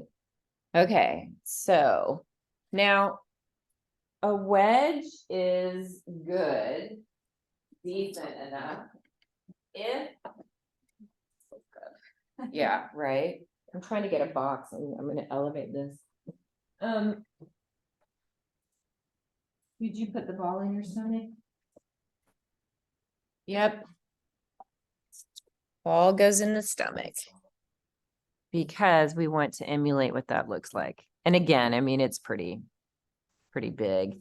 But is she going to necessarily be able to go into that parallel position with legs together? Like here we are in like third trimester, let's just say. And when she straightens out her legs, good. And then comes back in, right? And you can see why you don't want her flat on her back, right? Because that belly is going to be or the baby's going to be pushing down on the abdominal aorta and the vena cava, right? If she still needs to be elevated at this point, can you hop off the wedge? That's one choice. Or we take the Bosu ball and we elevate it this way. So it goes, Even more. she's a little bit higher. Probably have to send my gear out, maybe. Well, okay, I know. And so here's the thing about the Pilates curriculum. When they're that pregnant or in that second, third trimester, you're just going to throw out all of like neutral pelvis, neutral, everything, shoulders down, just get her moving, So your legs will probably have to be separated. She might do 20 of parallel positions because she's not going to be able to do like a narrow position. Try first position for me. Swing those heels together. So Pilates feet. Okay, put your toes on for me. There. Now bend your knees and then straighten. Good. So she has clearance. She has clearance there. So same thing with that wide position. Now here's a part where she's pushing and stretching, squeezing the pelvic floor and then stretching the pelvic floor on the way in. Maybe she just wants to do second position the whole time. Okay. You try to get him to do that. If she's going to do heels under, right, and then running in place, she might have to go a little bit wider to clear, but it doesn't matter. She can go as wide as she wants. It doesn't matter that it's not perfect. It doesn't matter that her alignment, feet, ankles, knees, hips are not going to be perfect. If her legs are apart and she feels good stretching this, let her do it. Do you guys kind of understand what I mean? I don't want you to feel like you have to press that thoracic spine onto the mat. It's just not supposed to happen, because that the anterior tilt of that pelvis is supposed to happen so that she can have that baby. If she tries to go into that neutral position, right, it's like laying on your back in a hospital. She's not going to be able to deliver. So it's not that she's not gonna be able to deliver here, but you don't want to force anything. She's got to have that natural curve so that assists that pelvis so that she can have that baby. So just, you don't need to even worry about that. Okay, let's talk about hundreds. Okay, because that was a really big one for you. Let's put that wedge back on. We'll take off. Yeah, where's the wedge?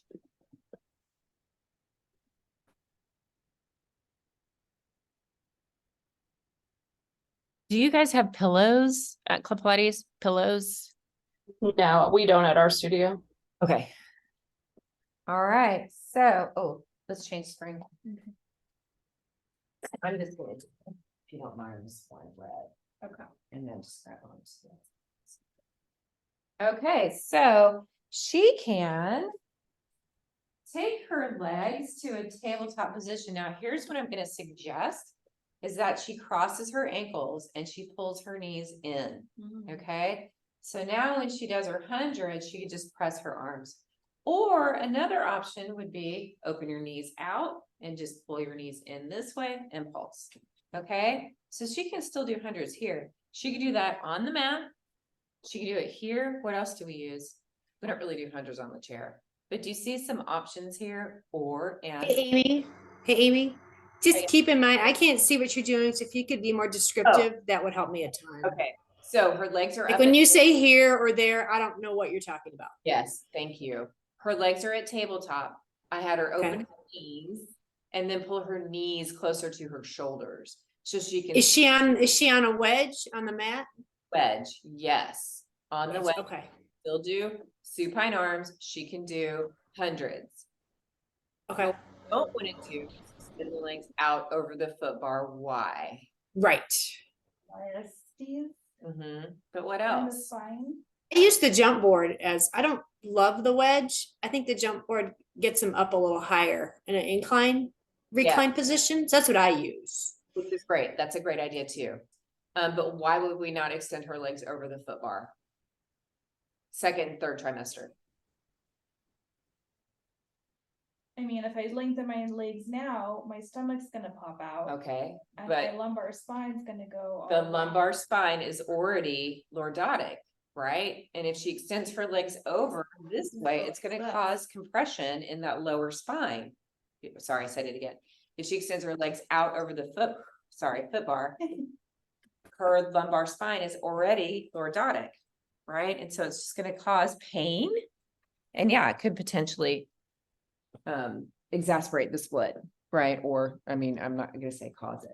All right, so you can stay there and do supine arms, right? What else do we do in this position? And also what she's doing, which I like, she's got her feet on the foot bar and she's pushing out the carriage as she lowers her arms down. And I kind of like that too. It's not a whole lot of weight, but it gets her moving. And if they're going to do that, you could add an extra spring on. So then let me add an extra spring and then you tell me how that feels. Okay, try that. Is that better? Yeah. Okay. And I do like your idea. I have used a box behind somebody's back, not to do hundreds and do supine arms, but to do leg and footwork. And I've also put that Bosu ball there and had it up on the shoulder blocks, like laying like that to also Kind do of diagonal, kind of a diagonal. and doing leg and footwork there. So they're up, their back is supported, and they're, it's a little bit of a curvature, but it's okay. It's a little bit of a stretch in that low back, but they're still able to do leg and footwork. And then. I like the feet on the foot bar thing while they're doing supine arms. I I do like that. I do too. I like that a lot too. When is That's it, great. when is it best to use the wedge over the postu? If you can, and they're comfortable, I would always use the wedge. I really would.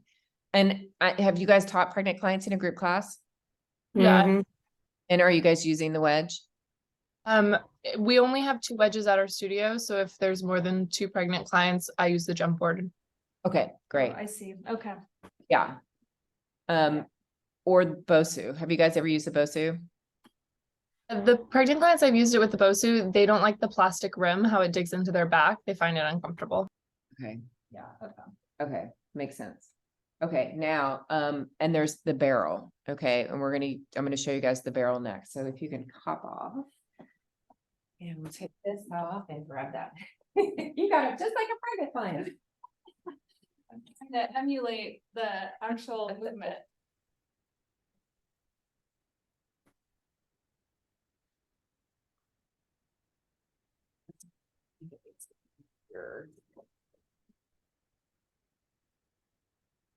Okay, with the barrel, what we're using is I've never sat on this before, so I don't really know. I know. Oh, you're gonna actually sit down in front of it. It's the foam barrel that has I don't know, what do you call those guys? Oh, the spine corrector? The spine. corrector? Pilates Got arc. it. Say that Okay. again. Spine corrector. But no, what these guys here. The Pilates arc.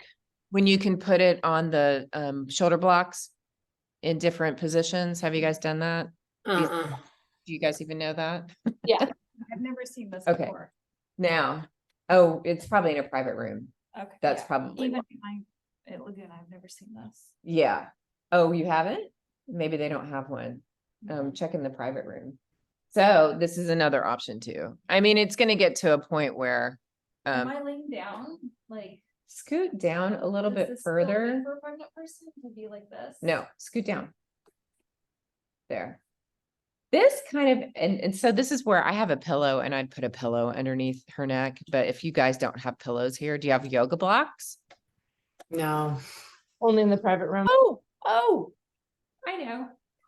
This might be a little bit too. There. Oh, yeah. How We about also use the ball. there? Yay.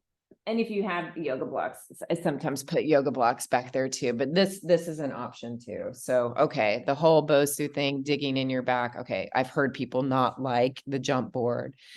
The wedge is too low. This is another option. Okay. What do you have, the little yoga ball back there? Yeah, it's the black one here, but there's blue ones The little 10-inch one. Yeah. that's on the yes, that's right. Okay. And then here, to do hundreds, it's kind of the same situation where the legs could be up at a tabletop position with the ankle crossed, but the knees open, and that she could put her knees closer to the place. Now, you wouldn't want to go in forward flexion. You just want to rest your head there. Okay. Good. Now, if we go through leg and footwork, bridging, what do we do for bridging? What was the Pelvic rocks. pelvic rocks, pelvic tilts? Yes, not full bridges. First trimester, yes. No Because problem. they can't, because their head is elevated. Yeah. You can't Right. lift your hips. It's like having your head rest up. If they're on the wedge is what I was. Right. Okay. Yeah, right.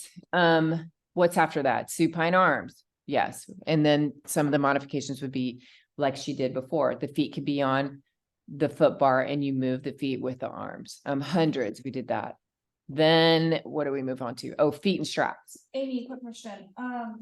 With one time I had a pregnant client and I had her come down to the mat and I had the Bosu ball under the upper shoulders like this.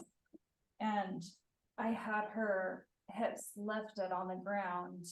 Yeah, that's fine. That's okay. Yeah. Okay. Yeah, For yeah. all trimesters. Yes. Yes, for all. You guys catch that? And that's fine. But I want somebody tell me why that would be okay. What did she say she did?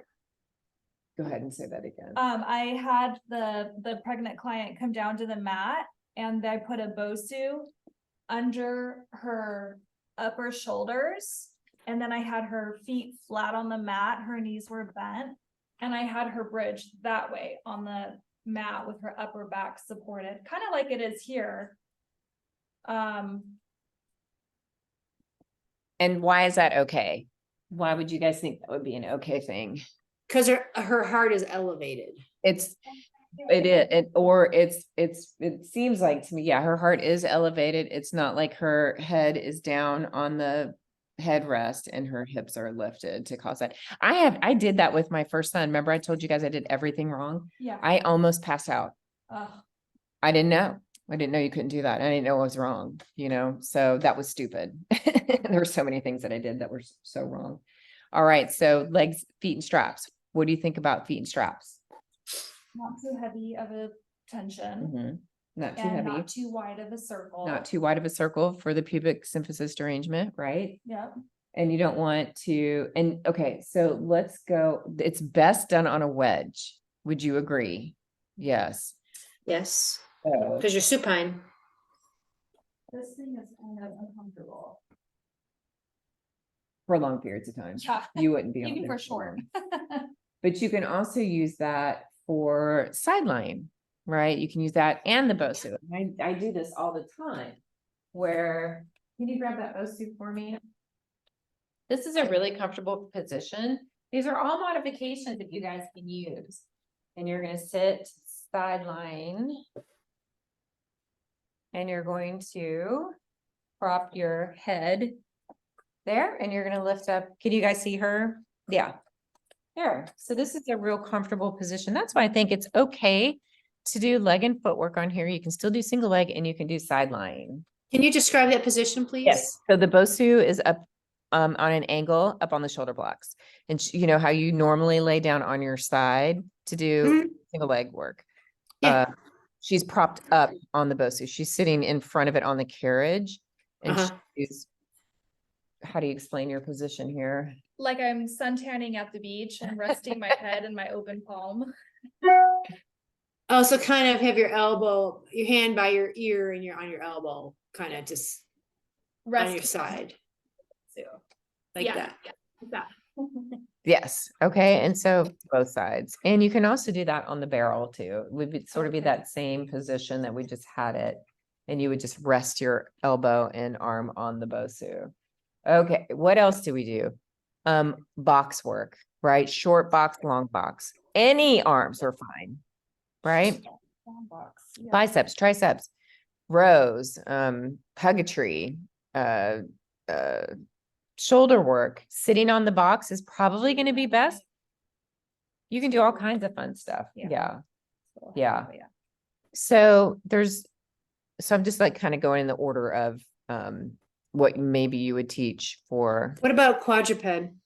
Yes, quadruped's excellent without anything. So you can take that off. I would want you to put that ball in your stomach. So I've got her on her knees facing the shoulder blocks. Oh, got you. Gotcha. Here, let me do it then, because I want them to see what will happen if the ball is here. And most of the time, what they'll do is I've got her hands on the shoulder blocks and knees on the carriage facing the shoulder blocks. So they're going to be in that lordotic position. And then say, for instance, we do a single leg on a light spring and push back. Is that going to bother her pelvis if it's on a light spring? I feel like it would. Well, okay, now you're kind of flying. Yeah. So light spring, I feel like it'd be very little tension on the low spine. Right. And it's fine. If she's in that arched back position, what you would want to cue is the transversus pulling up. Now she's not going to flatten her back, but you know what I mean? It's going to move a little bit up towards the ceiling so that she's getting something. And guess what? If it bothers her and everyone else is doing it, just have her go into an arch into a curl. That'll feel really good for her. Okay. Which is not part of the curriculum, I think. Okay, so, well, which it could be. So box work, long box, short box. What do you think about short box abdominals for the pregnant client? I mean, it feels like it would be okay, but Mhm. just not a big, Right. not just a very small. And so tilt. why would that be okay? You want me to grab a box? What is everything? It's almost like a pelvic tilt, but you're just sitting down. And so that is, does it look good as a pregnant person? I've had my fair share, I'm done. All right, so, just because I'm taller, I'm gonna go over. Okay. So, can you guys see me? She's got her feet hooked under and she goes into round back and then comes back up. What do you think? Round back is gonna pull those abs together and support. She could come up flat back Mhm. instead of curving into forward flexion, which would push that Mhm. out. Mhm. Okay. Is rotation okay? I would say yes. Rotation's fine. And she can even sit upright, maybe hold on to some 3-pound weights Mhm. and just do rotation this way. So some modifications, right? So she could go into round back, or she could just sit right there with everyone else and just do some arms, right? While everyone else is doing their core work. Mhm. You guys, What with- about side tilt? What about a side flexion? Side flexion. you guys tell me. I would say with the hand on the headrest, elbow bending back, yes. I would say absolutely. Because Yeah. you're working the obliques, right? Anytime we want to avoid the rectus diastases, you want Right. to strengthen the obliques. Right. And I do like the fact that you've got your hand here to support you. Mhm. She may not have enough room for that. Right. Always hang it over and then. What about hinge back versus roll back with the safety strap? Yeah, so flat back. Mhm. I think that's okay. Not too far, right? Okay. It's far enough that she feels just a little bit flat is fine. Mhm. Yeah. Well, and don't forget, she's gonna have that arch, so it's kind of hard to cue. Okay, tuck the tailbone under, right? So it may not feel so good if she's in the arched position already. Mhm. You can try it. Again, sitting right here, just doing, Okay, just not far. just not too far. Mhm. Okay. I was thinking like tilt. Arms, everything. You could do everything. As a matter of fact, she could go into a round back position. Mm. Hang on, you got. It's like so many memories. You want a red and a blue or just Just a a? red. So I just put her on a red. Hi. Hi, how are you? I'm not looking to disturb you. Okay, great. We're in a training right now, but grab your paperwork that you need. Is this okay? Round back, doing bicep curls.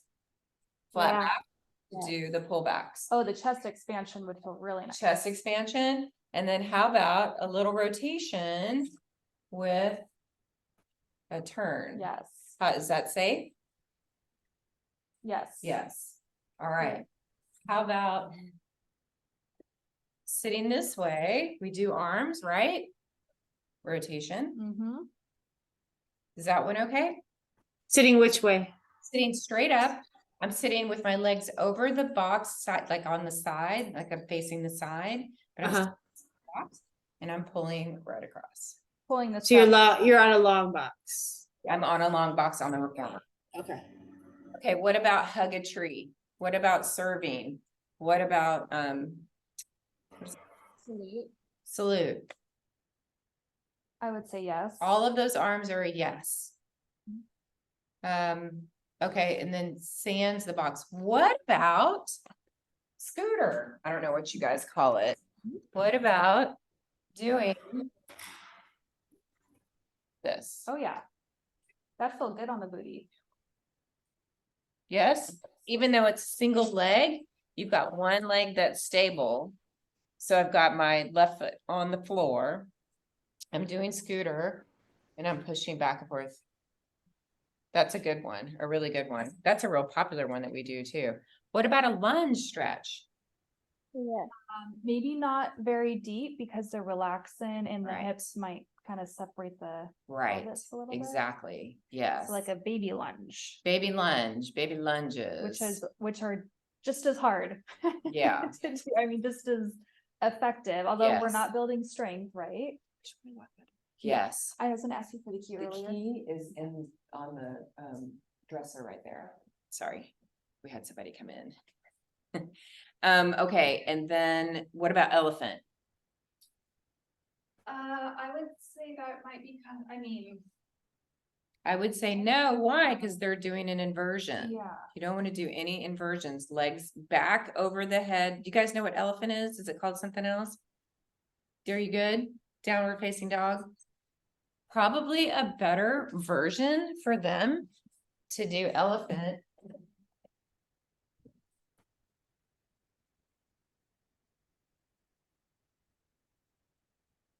Is to stand in front Oh, there you go. and then push. Here, let me put on. I'm putting on a blue screen. So I've got the long box back on the reformer and I'm standing in front of the foot bar. My hands are on top of the box and then I'm pushing away and dropping my head down between my arms. That does zero pressure on the belly. And then you can go into that arch and curl. Okay, arch and curl. Did I that's kind of a traditional level 1. Am I missing anything? Do you guys have any questions about any other exercises on the reformer? What about that one you did? She had her in quadruped, hands on the shoulder box, knees on the carriage.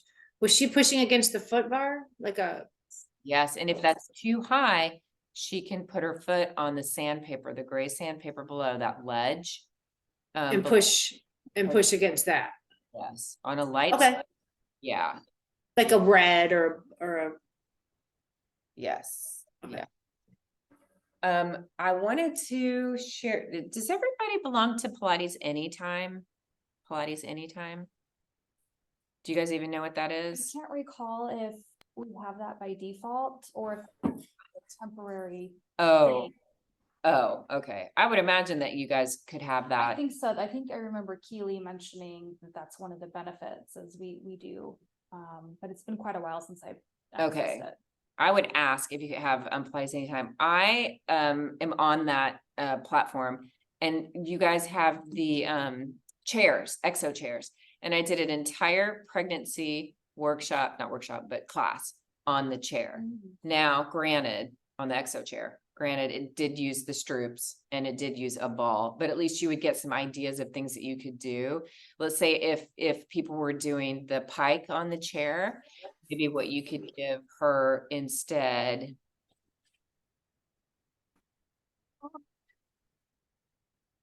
Instead of doing pike on the chair. Wow. So I would have her just sit on the chair and just do some arches and curls and raise the arms up and curl and lift up, like go into an arch. I'm sitting on the chair and then turn over to the right. This ball's hilarious. Turn over to the left. I mean, there's just different things that you can do. She can do double leg work on the chair, right? So feet on, pushing down, heels, toes, first, second, running in place on lighter springs. And then, what about single leg on the chair? No, unless it was propped up. What about standing legs? Single. No. If it's a light spring, okay, so we're talking about an imbalance here too, right? So she's facing the chair, she's got her right foot on the pedal and she's pushing it down. There's nothing to hold on to, right? So do you think that would, I mean, I guess if she bent forward and did it, because you've got one foot that's stable, but again, it might be contraindicated if she has the pubic symphysis issue. What else do you do on the chair? What about sideline on the chair? Oh yeah. Although people with hip problems have kind of, they're very vocal about it hurting their hips. So here's but- what you can do instead. That's heavy. One leg can be draped in front of the chair, similar to what I did on the box when we were doing sideline.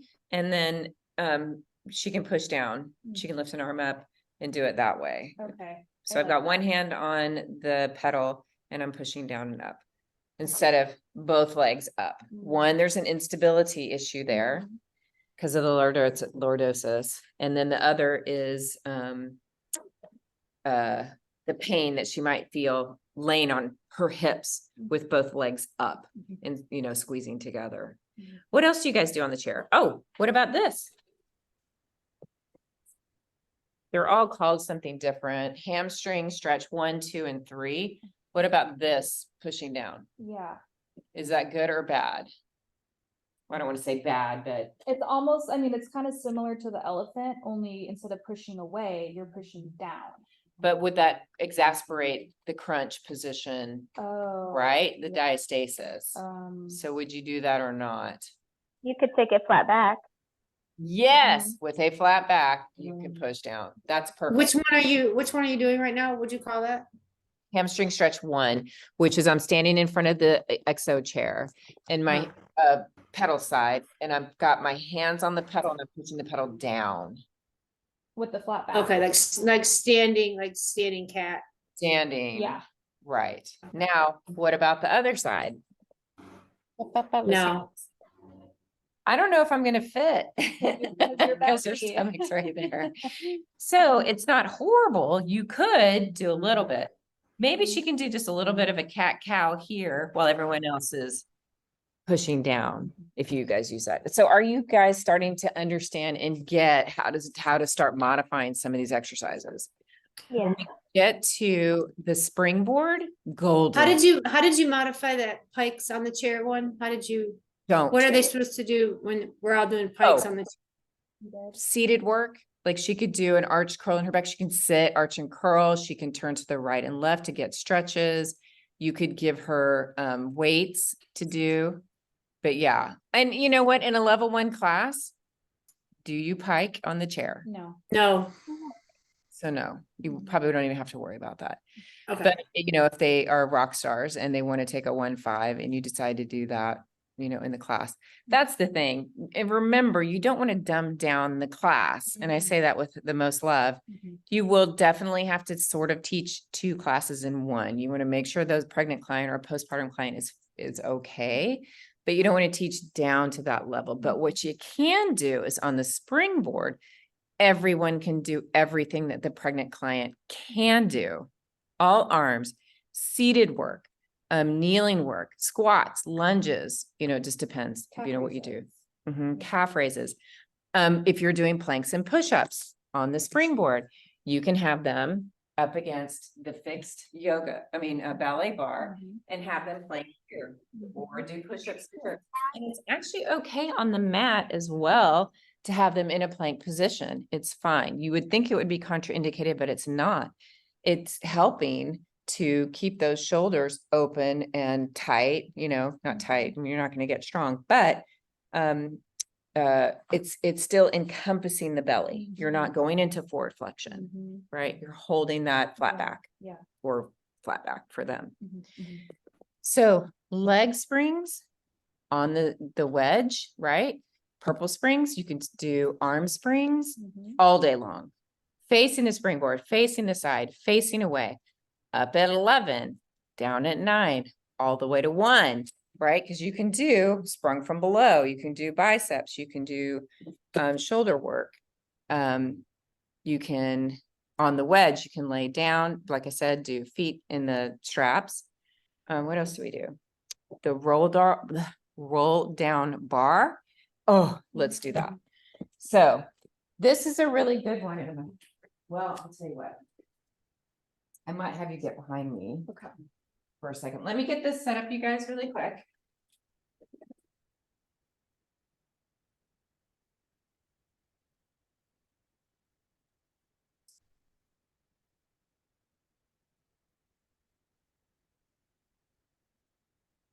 Okay, so if I'm going to do seated work on the mat with the springboard, I know it's hard to see. The wedge is, oh, I see why, because the box is in the way. The wedge is on the mat. Okay, I'm gonna take the roll down bar from the springboard. Flip it. The yellow spring. And the wedge is closer to the exo chair. The head rest of the wedge is closer to the exo chair.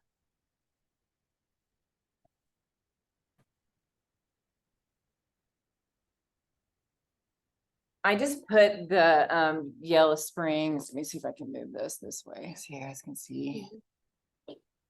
Okay, so if I'm sitting up, tell me if this is okay or not. I've got the roll down bar. And I'm gonna go into my round back position and I'm gonna roll back down onto the wedge. Yes or no? Yes. Totally fine.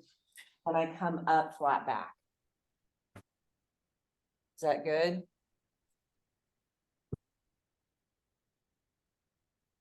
It's a trick question. No, it's not. Yes. Okay, it is good. And why? Because when she's going back into that round back, the belly is pulling this way, right? Similar to when we push down with the flat back. Then on the way up, she's coming up flat. It is okay. Like, we don't want to do this, like traditional crunches with the legs up in extended positions and teasers, right? But she can lift her chest up, just straight up, tiny bit, lift and lower, up. So it's contracting a little bit, but it's not putting pressure on the rectus abdominis. Did you guys catch that? Or could you see what I was doing there? Just a little tiny chest lift. And even with the arms up or down, you can have the hands behind your head. It's easier for me, if I were pregnant, just to go arms up. So it's like you're being assisted. And that's just to maintain the muscles that she already developed. Yes. Before that's being pregnant. right. That's Okay. right.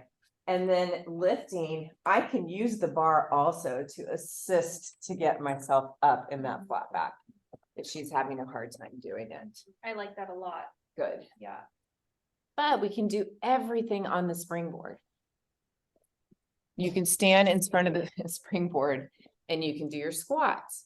You can still do all arms, all angles, all levels up and down the springboard. Thank you. Sure. I designed an entire class around a pregnant person just by doing springboard and the little extraneous exercises on the reformer.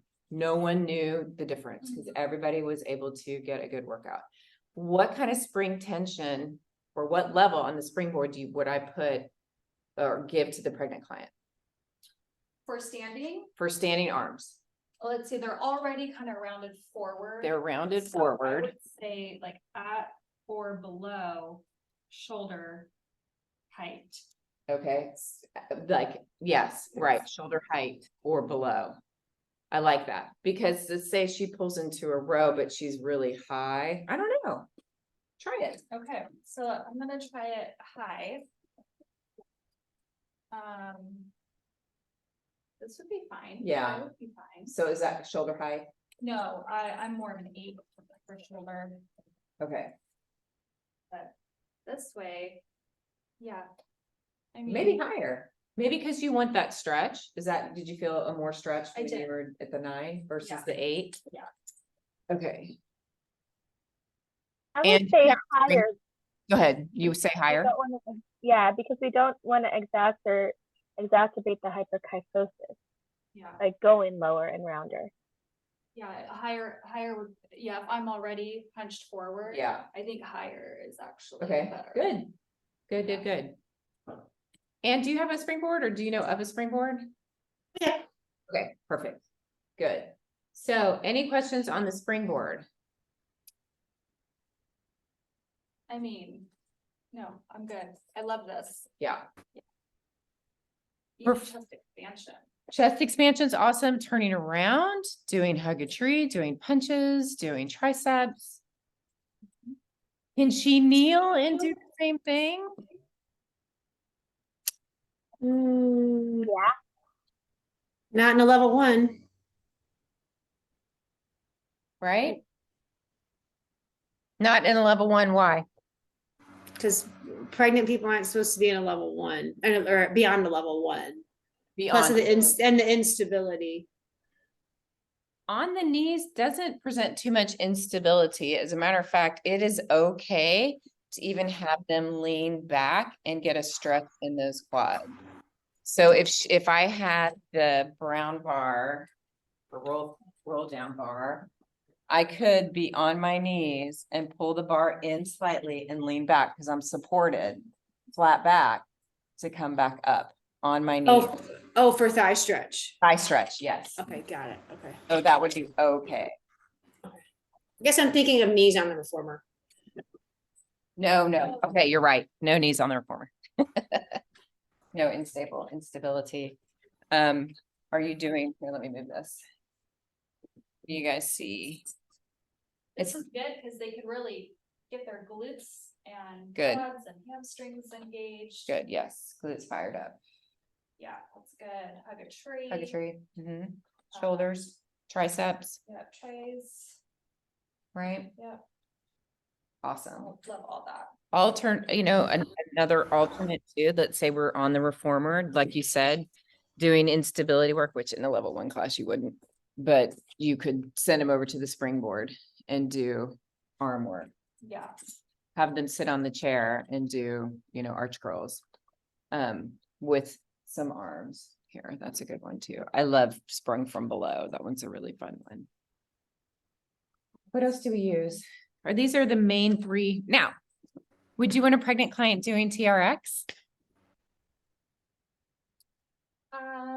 Well, the instability, Right, that might be a challenge. right. You've already gone over that, shoulder, upper work, that's fine on the springboard.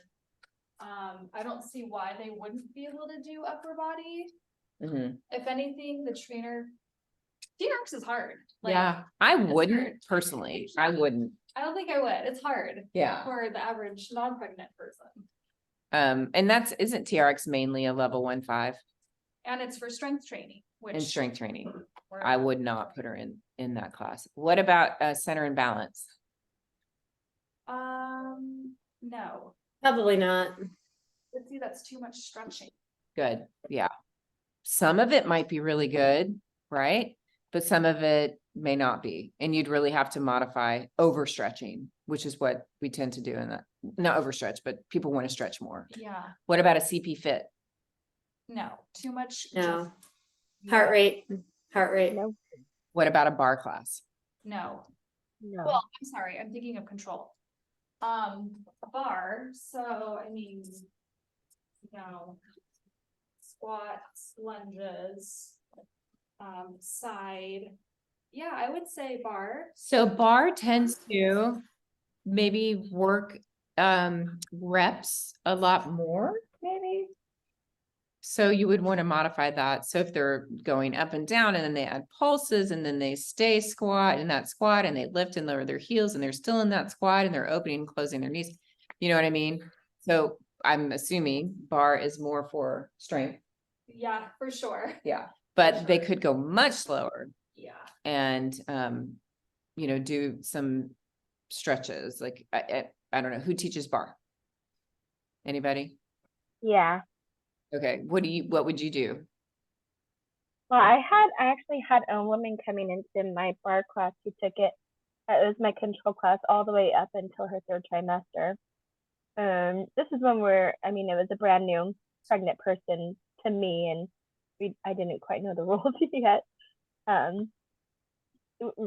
She's also in teacher training, so she kind of modified for herself when we were going through that. That's a blessing.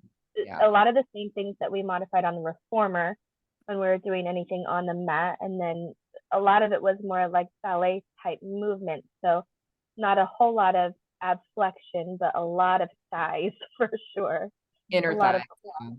Yeah, and she was okay. Like quads were kicking butt in that class.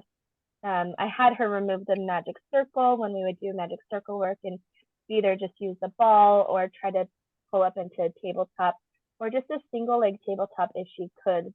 By the time she was already in her 3rd trimester, she wasn't able to hold tabletop at all. So I just had her keep her feet on the ground and like lift her heel up, so she found that engagement between sides while doing that. And there's a lot of stuff going on in that class. Right. And so that's a really good point that I'm thinking of that maybe you didn't bring up, but I'm thinking, why would you not want to get the mom's heart rate up in Mhm. any class? Core Yeah. temperature. And what else? It's going to affect the baby. How? Yeah. Well, won't it cause their heart rate to speed up too? Right. Remember that Preeclampsia? 50%? Yes, the 50% blood volume, the 50% oxygen intake. You know, like, let me put this back here. I mean, this isn't the exact thing, but I forgot what it's Sounds like. So, having that mass pushing against your diaphragm, right? And so your breath is shortened anyway, right? And you've got that whole mass. So it's too much. So you're not getting a lot of oxygen. Not a lot of oxygen, the blood pressure is going to go up. So you really, and I get everybody's going to be different. And you probably took her through that bar class and she was fine, or HIIT class and she was fine. But I just think as a safety thing, you know, maybe suggest to them not taking it as intense as they would if they were not pregnant. What about a postpartum person? They're coming in 6 weeks vaginal delivery to do a TRX class. What would you do? They're not strong enough yet. Slow. Just say take it really slow. I mean, even though there's no baby to prevent the diaphragm or the, from Yeah. fully oxygen. What if she has diastasis? I mean, Avoid forward flexion. Yep. yeah, no forward flexion. I would definitely have her take it really, Really really slow, if possible. What about a jump board class postpartum? How about if she comes in 8 weeks postpartum C-section? No, Mm-mm. How come? the abdominals aren't healed yet. They're not strong enough to support the back Good. during jumping.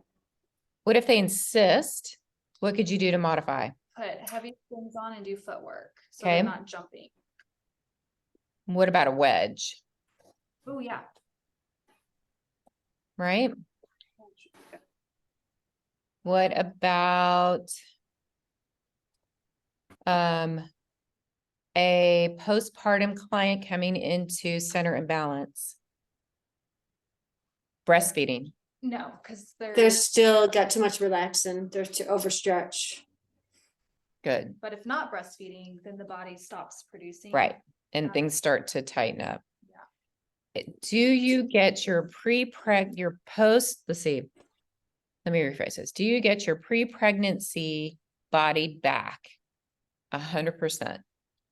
No, C-section. no. And do we know why? Scar tissue in the muscle. You've been cut, compromised, numbness around the nerves, cut through the nerves, the numbness around the scar. What about the pubic symphysis derangement? Somebody comes in like me, who is a fool and did 100-pound adductors and walked 6 miles and had a lot of pain. Would you do single leg work, even postpartum, single leg work and jump board? Not right away. No. That would be a little much. Because that's what I would want.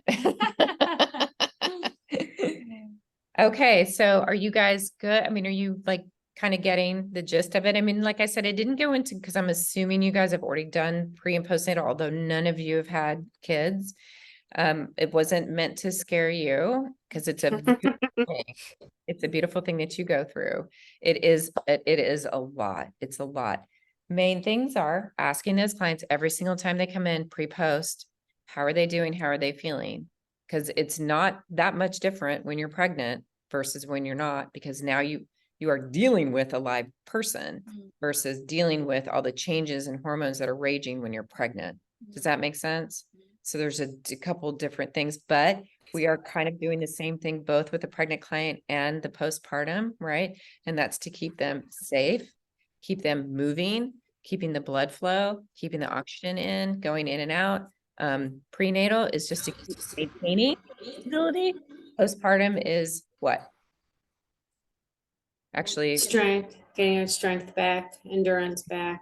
we're preparing the pregnant client, right, for the rigors of childbirth, and then postpartum, getting them back intact, right? Always ask questions, birthing plans, like how was your pregnancy? How was your delivery? So you know what to expect. Did anything happen? Pelvic floor issues, tailbone issues, diastasis. How's your back feeling? You know, how's your shoulders, neck and shoulders doing? All that stuff. Do you guys have some questions for me? Let's see, back extension stuff, Some pumpkins. Oh, right away. So the question was, when can the client lay on their stomach postpartum? Right away. Right away. No issues. She'll love it. yeah, Like I said, she's been like in this forward position, you know, gravity weighing her down for, you know, 9, 8, 7 months. And so anything that's opening is fine. Will not bother the diastasis. The pelvis is coming back into its normal positioning from that anterior and lordotic situation. So, oh yeah, they definitely want to love it. and then, that okay is, back extension okay? Like first, I wanna say month Trimester or trimester. for pregnant clients? Yeah. Yes, anything in the first trimester they can do. I just wouldn't go into a back bend, you know, I wouldn't do climetry. Yeah, But at that point, they should start, I mean, they'll probably, that first trimester, they can still stay in different levels. But then once they go into that second trimester, they should stay in a level 1. trimester they can do everything normal, Yeah, everything's normal in the first trimester. exception of treats or the later end of that. Yeah, trimester. I wouldn't, how many, do you guys do hug a tree? I mean, not hug a tree, climb a tree. Yeah, In a Yeah. level on the box. Not like one. On a level 1. No, no. Yeah. Yeah. Any more What questions? about, what about knee folds and toe taps? They're pregnant on the wedge or jump board. Yes, You know, please. Yeah. okay, Yes. those are good. Oh, remember the pelvic floor, like even though we cannot strengthen the pelvic floor at that point, it is what it is. We still want it moving. Like, remember I was showing you guys how the diaphragm muscles go this way and then the other ones go this way. So if we're doing those pelvic tilts, okay, it's just keeping it supple. If we're doing one knee open and other knee open, this is laying supine on a wedge on the mat, right knee opens, left knee. We're working the other part of the pelvis muscles in that direction. Do you see what I mean? So we still want, and you're doing it anyway without them knowing it, leg and footwork. But yes, toe taps, tiny rocks, legs at tabletop, legs crossed, elbows in, any of that stuff it's fine as long as they're not crunch, crunch, crunch, crunch, crunch, crunch, crunch, crunch. Yeah, And listen, again, you can always suggest it. They may not always do it and listen. yeah, So then you have to work a little bit harder with them Yeah. postpartum okay. to get those muscles realigned. Realigned, and then exercise. Okay. Let's see if there's any other. Yeah. Allison, Aaron, do you guys have any questions? Um, Any thoughts? Not about what we discussed, but is this training going to be available for us to rewatch? Yes. I will Great. send it out to you guys tomorrow. Okay, perfect. Yes. I just had one quick question about an exercise I used to do when I like first started teaching pregnant clients, and then I took a workshop and they told us like to steer away from back extension, and basically like let me start my you would put like the straps on the elbows and take the hands behind the head, and then so it's a little bit of a supported extension. And I was told once that like that's not something to do because that actually can encourage that abdominal wall separation. And I was just curious is that safe to do within like a limited range? Because it's basically like a cat and a cow in a seated position, because it's that rounding and then extending of the spine. Yes, yes. And I'll tell you, and this is why I don't want you guys to be afraid to do things. And I love that idea. I think, trust me, when you guys get pregnant, you'll know anything that's going to take you in a backward position like that is going to feel. It opens you out, and then they're actually getting extension without being on their belly. They're so incredibly tight here. You've got Yes. the boobs that are expanding and sagging. You've got the stomach that's coming out and pulling you forward. So anything, that's why that Bosu ball, which maybe you can stick it underneath them like that, and then take their hands back and let them lay back on the Bosu. So they're not actually putting any pressure, you know, just sitting up and doing it. Now, of course, Gotcha. if you're doing arms and you put it on the straps, you know, all of that stuff is really good. I love this idea. I think Can you explain that one again, the positioning of that one? do you want to explain it? Oh, sure. So I usually, when you're doing like the facing the straps arms, like you're in the bicep curls, you would just thread your straps onto your elbows, like you're putting on another shirt, and then take the hands to the base of the skull, threading the fingers through one another. You're cupping the base of your skull. Your elbows are out nice and wide, pointing to the right and left. And then you're just basically doing cat and cow. So you're pressing against the straps as you lift your heart up nice and high. And then you're letting those elbows kind of round and scooping through the abdominals, almost like rounding a little bit back into that little interior tilt, right? That tucking of the pelvis, letting the elbows kind of relax, and then lifting up through the heart and extending the spine. So legs through the shoulder blocks? So the feet would be on the headrest. I usually did it on a box because Oh, okay. just to keep the class flowing, to get extension in for everyone. So I didn't have to go, okay, everyone else, let's do a swan on the box. You sit there and just like hang out. It would be like just to keep everyone moving together as one. Well, it's almost like a hinge back almost with the elbows wide, straps by the elbows. So I didn't cue it as like a hinge personally. I cued it as like a heart lift. So you're like basically doing a swan from the mat in a seated position, that extension of that thoracic spine. With elbows wide and the straps on the elbows. With the elbows wide and the straps on the elbows, and you're Got facing, and the hands are like behind the head to support the support. Cool. I think that's a gorgeous, really a gorgeous exercise. I think anybody would love it, but especially for the pregnant client, and even would be really nice too. Great question. Really good.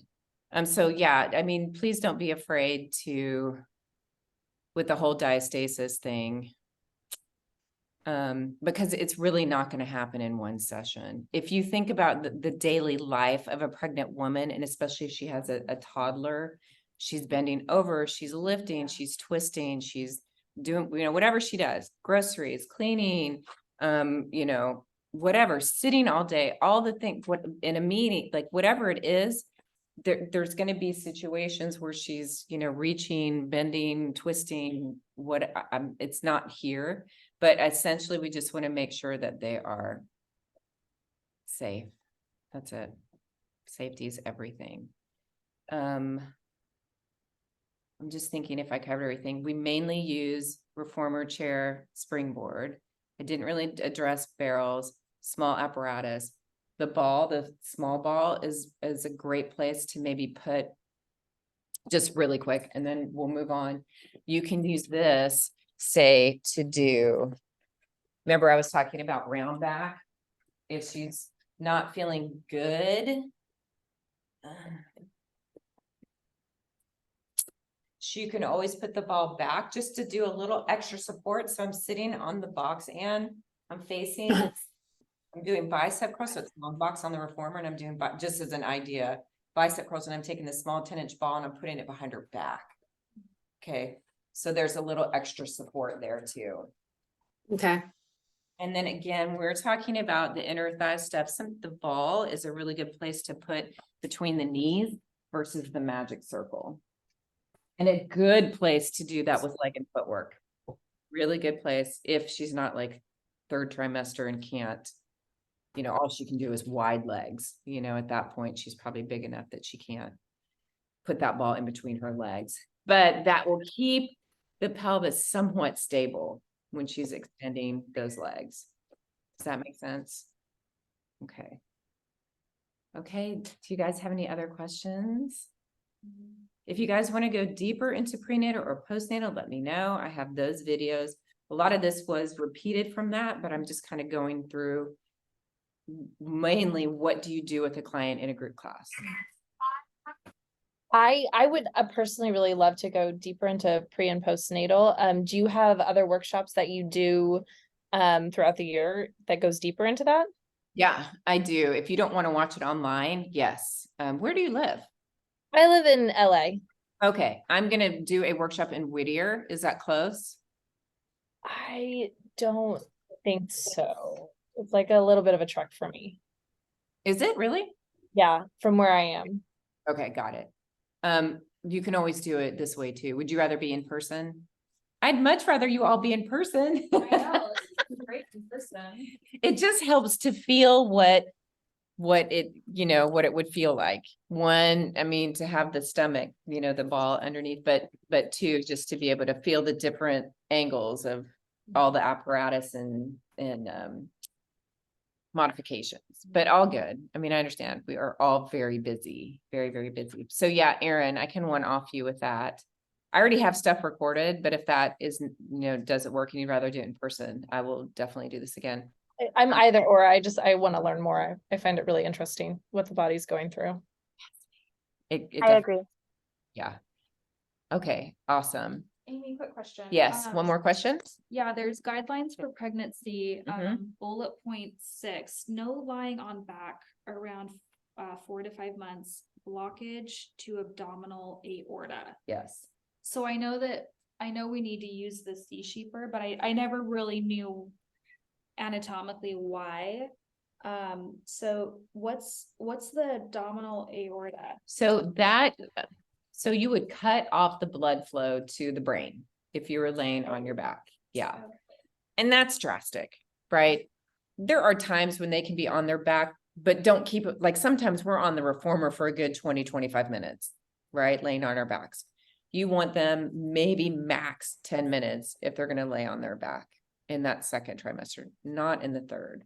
It just puts way too much pressure on the aorta and vena cava to the heart. Okay. Right? Blood flow, blood flow, blood flow. We want to keep the blood flowing. We don't want to restrict that at all. Okay. Very restrictive. What else? Trying to think if there's anything else. Are we all good? Y'all can ask me questions. You can email me, you can text me. If you run into scenarios or situations, let me know. Do you all need CECs, by the way? Yes, please. Yes? Actually, Yes, okay. Yeah, that'd be great.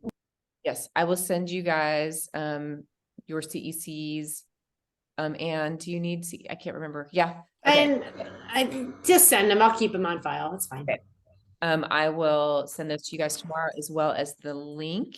And then I'll obviously, I think I gave you guys my telephone number anyway, my email, any questions. If there's something missing, you process it tonight over a glass of wine. You have more questions for me. I do teach in the morning, but I'll be done around 1 o'clock in the afternoon. So you'll get everything tomorrow afternoon is what my point is. What do you do when a pregnant person shows up in a 1.5? Because I've had that like 3 times. Okay. Take them through it, but modify. I mean, Okay. hope that they understand. I mean, it's like I said, I saw a 3rd trimester person in a jump board class, not mine. I walked in class for the next session and she was jamming on the jump board, big old belly, laying on a C-shape, not C-shape or a wedge, just going to town on jump boards. So, Yeah. baby's got dizzy. I know, right? Loved it probably slept the whole time, rocked it right to sleep. Okay. Anything else, you guys? Are we good? I was curious, Amy, where are you based out of? I'm in Orange County now. I used to be in Colorado, but I just moved back like 6 weeks ago. Well, where in Colorado? were Highlands you? Ranch, like Oh, okay. Yeah. Wow. Castle Rock. Highlands Ranch, Lone Tree areas, not. Yeah, too- I'm in Denver, so. Yeah, yeah. Yep, I was there for 3 years. So that's another story. Mm. Well, thank you guys so much. I really appreciate you guys doing this afternoon. I know on a Saturday afternoon is not ideal, and especially in SoCal when it's gorgeous, but yeah. Of course, and I appreciate that. My dad passed. That's why I had to move everything to now and get here. So thank you guys for understanding that. And so I hope good luck to you guys with your pre and postnatal moms, and let me know if you guys need anything or have any other questions. Thank you, Amy. Thank you so much. Bye. Bye. Bye.